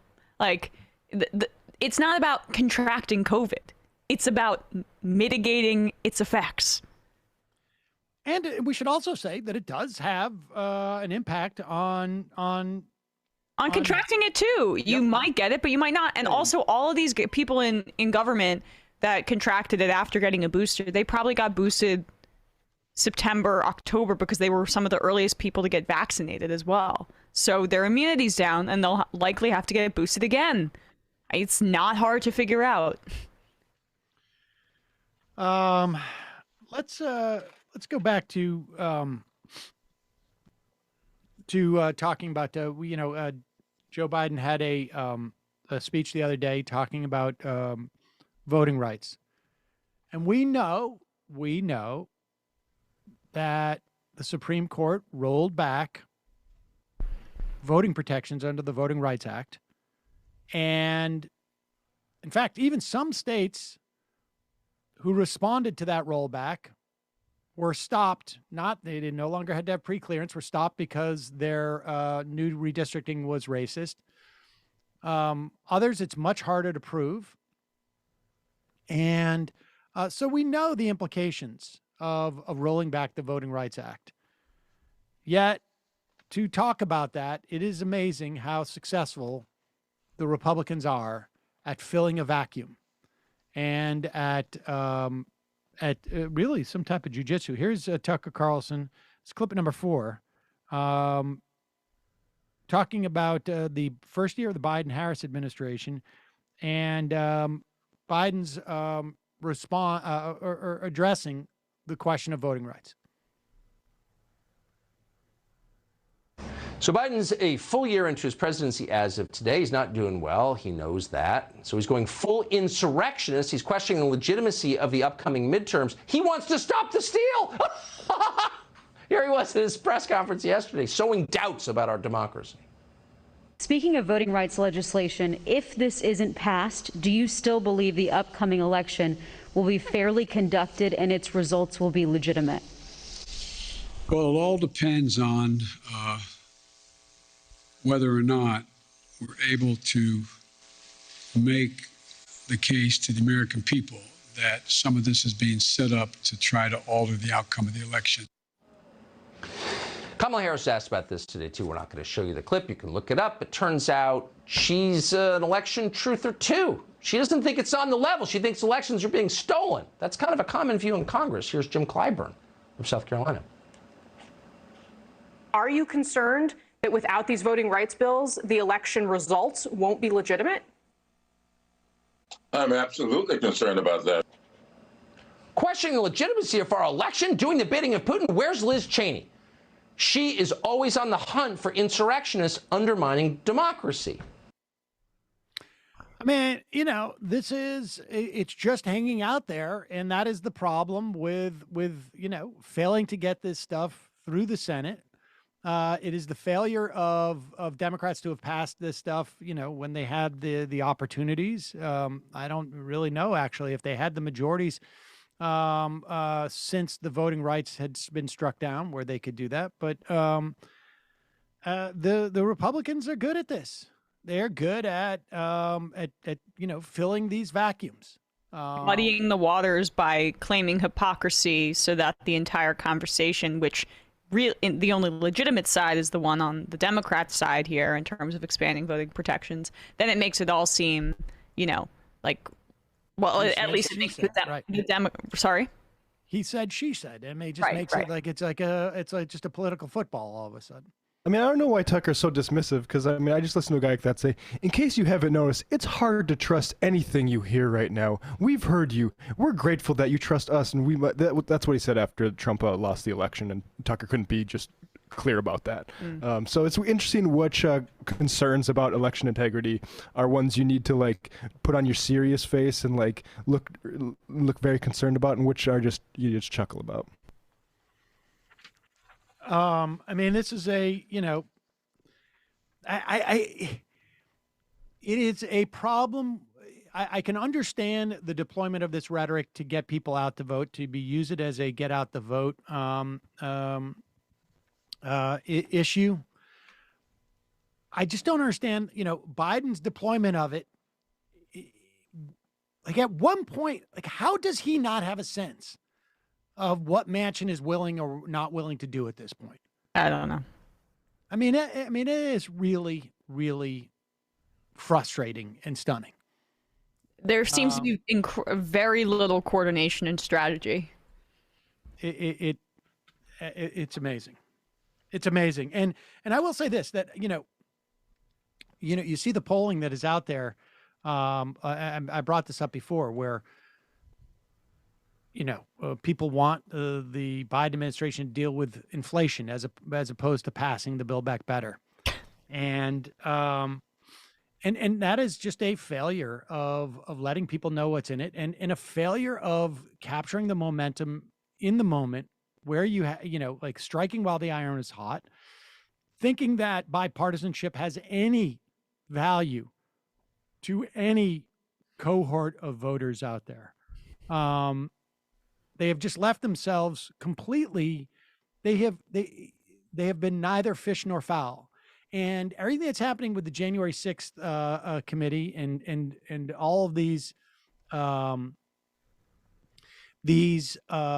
attacks on Trump, they may be more effective, in 2023, but the problem is you're not going to have the House at that point, and you have not shored up your own base. So you're going to get criticism from people who wanted you to do stuff that you had promised during the campaign. And, I don't think I was always of the mind that the Build Back Better is not going to get them any new voters, but it was going to keep, it was going to be promises met to their base of voters. And then you go forward with running against Donald Trump. But it's very hard to run against Donald Trump if you have not been able to achieve the signature, someone said it right here, slogan that you have been pursuing, which is Build Back Better. It's so frustrating.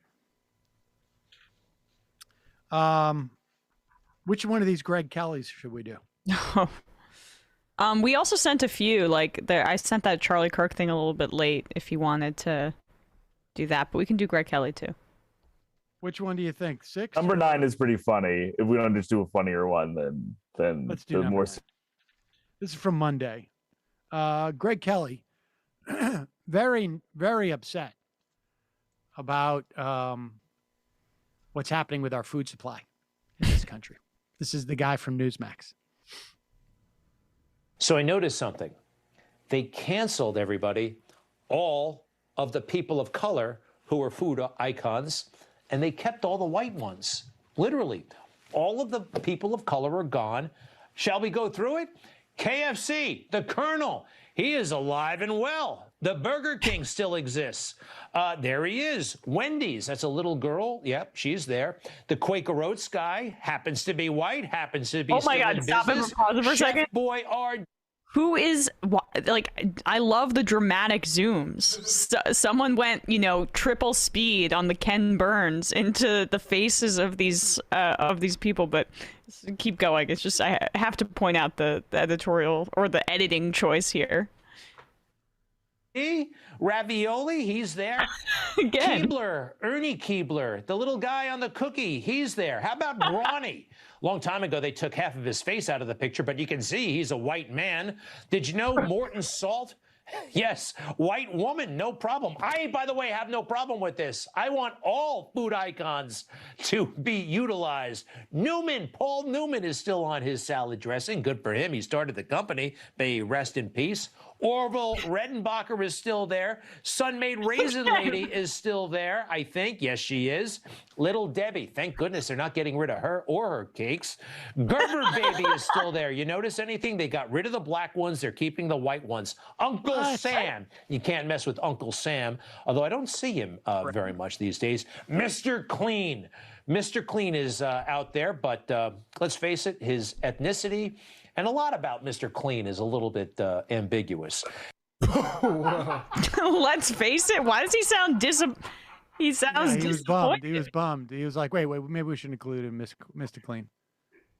Did Gerber get rid of black babies on their bottles? I do not think so. They just may have cherry picked a white baby for the official Gerber baby. This is him complaining about the the native girl Chiquita label and Aunt Jemima off of the pancake and Uncle Ben or whatever. Ben. Unbelievable. And I mean, dude, it's a little bit different when it's Burger King or White Gerber Baby or Brawny Man than these old slave stereotypes about these brand people. Who's in the executive suites of these companies? Like if that was different, then it'd probably have a different valence on some of these mascots. That is interesting, right? Yeah, he doesn't seem to be only interested in the human faces of the brand as opposed to the millionaires making the decisions behind the scenes. He's really mad that white executives started feeling a little bit squeamish about using black iconography to sell their foodstuffs. Majority Report wardrobe coordinator. What are the odds Pelosi tries to pass her seat on to her daughter when she finally retires? I mean, her daughter could run for her office, but she's not going to get leadership. I mean, I wouldn't put it past her. AOC for the win. Why isn't AOC coming on to any progressive shows like yours? She came on to ours, I guess maybe it was a year ago. God bless Omar for doing the rounds, but AOC is too big and busy on Twitter. Oh my God. I mean, dude, relax. I mean, to be honest with you, to be totally honest, I am really interested in, we generally don't interview many politicians on this program at all. And the thing that interested me about Ilhan Omar is that she was fairly high in the Minnesota State Assembly. And she is the whip of the Progressive Caucus. I mean, she has legislative experience. And she speaks both in terms of like from an ideological perspective, but she also, I think you don't get to be the whip of a caucus unless you have some experience and understanding of how to strategize.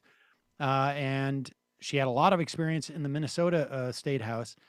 And she speaks, you can both get a sense of what maybe the strategy is, and both by what she says and what she won't say. Mm-hmm. Because she is in a position where she knows that there's more agendas that are working in terms of what she's doing than they would necessarily for AOC at this point, right? Because AOC has one major constituency, and that is the public. Yeah. Omar has multiple constituencies in terms of like her position as whip, seems to me. So, sick burn doctor. I would do anything for love, but I won't get vaxxed. That is a Meatloaf. I think. Oh, yeah. It's too easy. I genuinely believe Meatloaf was already dead. Is this the Mandela effect? Almost Albert Brooks. He's hilarious. Hug your obese 75-year-old children. A moment of silence for the poor wall, please, Sam. Left-handed stranger. The true lefty from way back machine. Emma's an identity politician criticizer from way back. Dave the Dave. YouTube chat doesn't know that Feldman's doing a bit. Remanuel. I was sad to see Louis Anderson pass away due to complications with blood cancer. He seemed like a super nice guy, and I enjoyed his comedy. Gravy. His name was Robert Paulson. I think that means that's Meatloaf. Did Feldman say that Meatloaf gave him a hand in deflowering himself? Mm-hmm.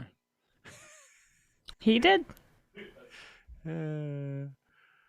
Rampage. Pounding the meat. Does David have a comment on the passing of Louis Anderson? Related. Did he ever eat the Life with Louis canned pasta with meatballs? Chardonnay socialist. Meatloaf was a longtime vegetarian. I think the lesson we can all take from his death is to eat less broccoli. Michael Tracy's delightful girlfriend. Also feel we missed out on an opportunity today to have an exchange of ideas between Ilhan Omar and the old lefty from way back. Nightmare blunt rotation.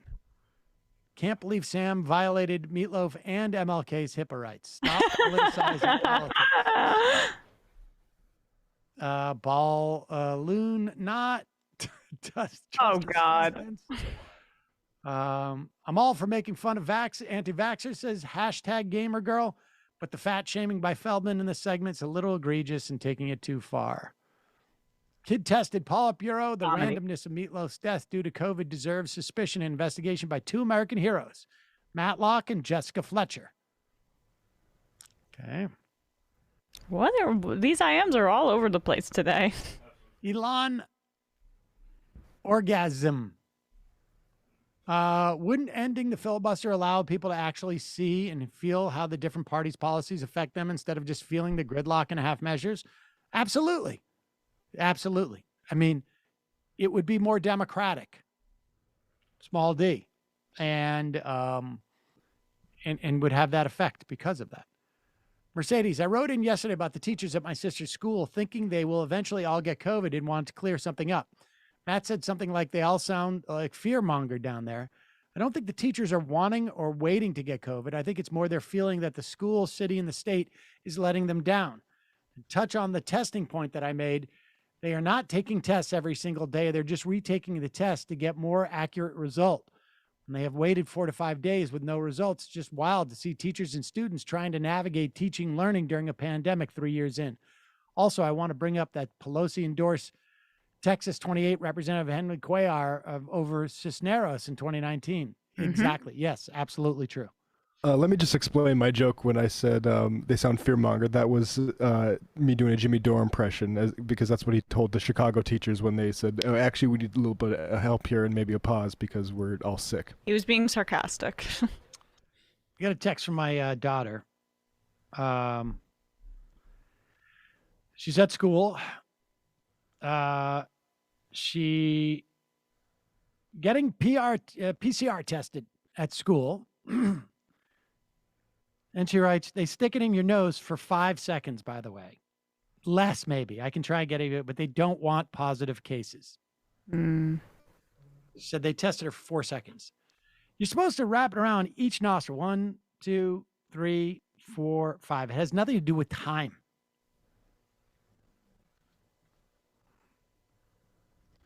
Should we play one more clip? Is there one clip that you guys wanted to play? There's a pretty annoying Jen Psaki one if we want to end the week that way. Let's do that. On annoyance. Yeah, it's just how we can, bear up for the struggle ahead. A little advice from Jen Psaki. Oh, good. So I would imagine that she provides us with some action items that we can use to ensure that the fascists do not take over our country and that we are safe from coronavirus.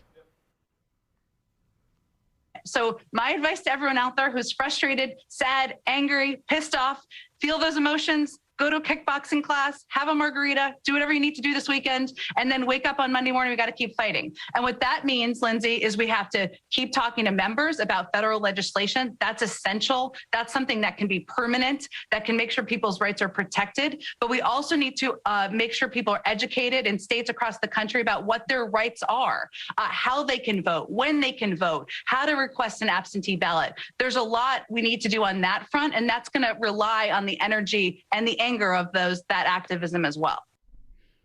So anger from activism is not a substitute for you guys doing your fucking jobs. And they did the same thing after George Floyd. Oh, wow, Derek Chauvin, there was a conviction, and this is a glorious day. So no, we do not have to worry about police reform. We do not have to worry about trying to pass legislation that would actually curb the abuses by cops, because outrage is enough, and education is enough in order to roll back the deliberate legislative and structural things that the Republicans are putting in place in order to ensure that only their kinds of people vote and not Democrats voting. That is just like fanciful, and it's just a way for them to appear busy again and appear like they're leading without actually doing anything. I also wonder, like, who is her audience? Yeah. Kickboxing and margaritas? Can we go out for windsurfing after that, maybe? Like, who is the audience that exactly, like, who is she talking to? Maybe she's talking to her donor class. I have no idea. It's like yuppies. Let's go on our yacht after this. She's talking to yuppies, and it's like, are they? I mean, are they the ones who are going out and fighting for voting? They don't give a shit that Biden isn't delivering on this stuff. That's the thing I don't get. I just don't get. Like, who is it? Like who is the audience there? Well, it's the new base that they've decided is the only base that they're going to cultivate. Upper middle class, suburban donors. That's it. That's all they care about at this point. And they've made it abundantly clear. Go to Equinox, sweat it out, and be ready on Monday. A margarita does sound good, though. They have no, but it's a dead fish in the water. This party right now. Tin ears. I need a margarita to unhear whatever the hell she just said. All right, let's read a couple more IMs, and then we'll get out of here. You're right, that was annoying. Oh, folks. Hey, I forgot to mention this earlier. Maybe. We've had some cancellations from Boston, and so there are some good tickets that are available. Go today, majoritylive.com, and buy your tickets for Boston. We're doing it May 16th. Which day is it? The 15th. May 15th is the Sunday, right? I got January 16th. May 15th at 2 p.m. in Boston at the Wilbur Theater. Check it out. May 15th. All right. New Wrangler. The amount of people in chat that can't tell David Feldman is doing a bit is why the left doesn't win. They don't know how to win. West Texas Dem. Did anyone ask about the message you sent Sarah Silverman the other day? Oh my God. I heard about this before the show. Yeah, she talked about it. It's very embarrassing for Sam. So if anyone wants to check out Sarah Silverman's podcast, go ahead. Yeah, she was like, it's going to be fine. You're going to get a bunch of crossover. I'm like, no, I'm not. I'm not going to get crossover people who are curious about coming to the Majority Report to see, because I had a near miss bowel situation walking to work. Jesus. I'm not going to get a lot of viewers because of that. In fact, just because you said that you had a bowel situation, we may lose subscribers. I would imagine there's going to be, yeah. Between that and Balloon Nut, today's not been a good day for retention. Yeah.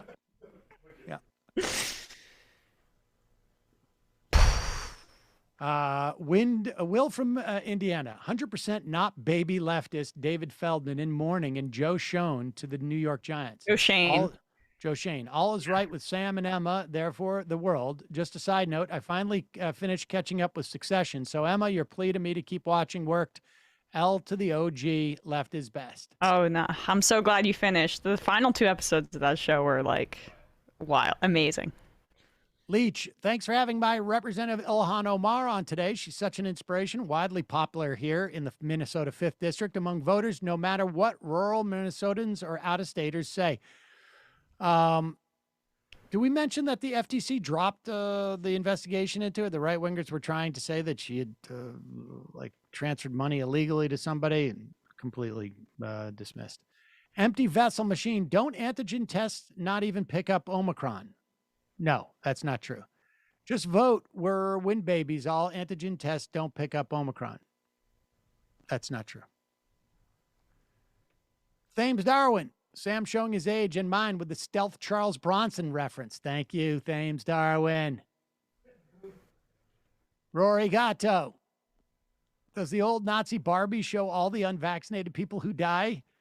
Dude from Newsmax just called Mr. Clean gay. Laugh my ass off. Jay Tingle. Speaking as someone of Italian descent, can we really say that Chef Boyardee is white? I had that thought too, right? Like, damn. Also, I guess the Keebler elves are white guys. Whiteness is part of. I mean, they're culture. they're elves. Jay Tingle, I'm not reading the next I'm not sure what it refers to, but I have ideas, so I'm not going to say anything. Putin University. I was boosted in mid-December and contracted it over January 8th, weekend for my birthday. My symptoms were pretty mild compared to the first time I caught it. I think there are some people who are really susceptible to catching it more than others. Yeah, I mean, there still is no like blood type connection, right? But I wonder if in like 3 years we'll find out something to that effect. I don't know. There's also I saw a piece in Bloomberg, like 20% of people, like the vaccinations just don't provide. They just don't generate enough immune response. A square. Lack of coordination, maybe. Dems adrift and have lax strategy for decades now. But Sam, I don't think most in Dem party want to get rid of the filibuster, period. Do we really think Biden team did not know Manchin was speaking? Why step on each other, on each other's speech? Boom, Emma, Saki bomb. Yeah. Bukaway. Damn, Cedar, is the vaccine Jewish? I was going to get it, but then someone told me it was Jewish. Satire's dead. You can't be sarcastic anymore, Matlack. I think it's probably still around. Bunker Inspector. Hey guys, in Ireland, our right-wing government and are lifting most COVID restrictions tomorrow. All frontline workers are getting €1,000 bonus. We're getting 2 extra public holidays, and because COVID isn't politicized, Max will still be mandatory for a while because it's seen as the last invasive restriction and no one thinks it's a big deal to wear one. 60% of the population are triple vaxxed. The rest probably got COVID in the last few weeks. We are in the endemic phase. Good luck with whatever you guys in the U.S. end up doing. That sounds pretty good. Evan from Portland. Fully boosted people who have breakthrough infection get an extremely high immune response, a.k.a. super immunity. JAMA pre-published. Interesting. All right, 2 more. Rob from Dedham. Hate to be that guy, but today marks 5 years since my brother Jamie died. Oh, geez, sorry. Can I get a shofar for him? He was just 21 when he died, but he was the most talented welder on Cape Cod. Rob, really sorry to hear that. Here's a shofar for your brother. Hang in there, man.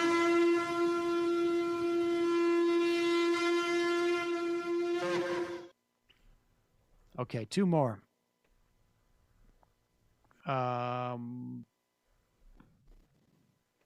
Brave is Robin. Brave Sir Robin. If Democrats insist that the only way to win is to vote harder and vote for even more Democrats, and the party can't even secure our voting rights to do so, what is even the point of a party anymore?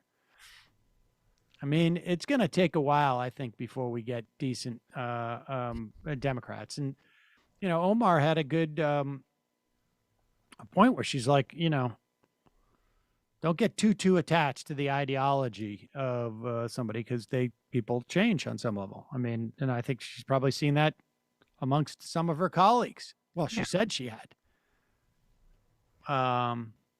Randy for the left. Please invite Manchin for an interview for shits and giggles. He would never come on. No, of course he wouldn't.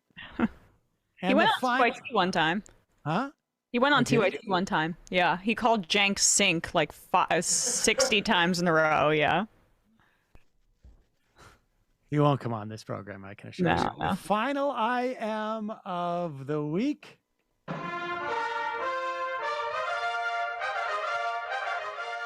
Touching on the conspiracy theory debate, says Madman Sam, sometimes it's not that government agencies are involved, but more simply that they know about them and it's to their benefit not to stop it. Not to open a can of worms, but that's the possibility with 9/11. They received multiple warnings from our intelligence, and even UK and Germany, they ignored the warning, not because they were incompetent, not because they coordinated it, but only because Bush decided to ignore it to his benefit. It doesn't take any vast conspiracy, just one person that's in charge who looks the other way and then uses the aftermath to their advantage. Oh, I do think that there was a certain amount of incompetence involved. I do think your theory, I would amend it a little bit. There could be individuals who at different points turn the other way. Maybe not because they realize what's going to happen, but I don't know that anybody knew exactly what was going to happen. But there could be individuals who turn their eyes other ways for other reasons that are not so directly like that. I mean, you've got a big operation, U.S. government, national security state, and there's a lot of different incentive structures and a lot of different agendas. All right, folks. Bradley, Matt, Emma, great job this week. We'll see you on Monday. It might take all the strength I got to get to where I want, but I know somehow I'm gonna get there. I wasn't looking when I just got caught between the truth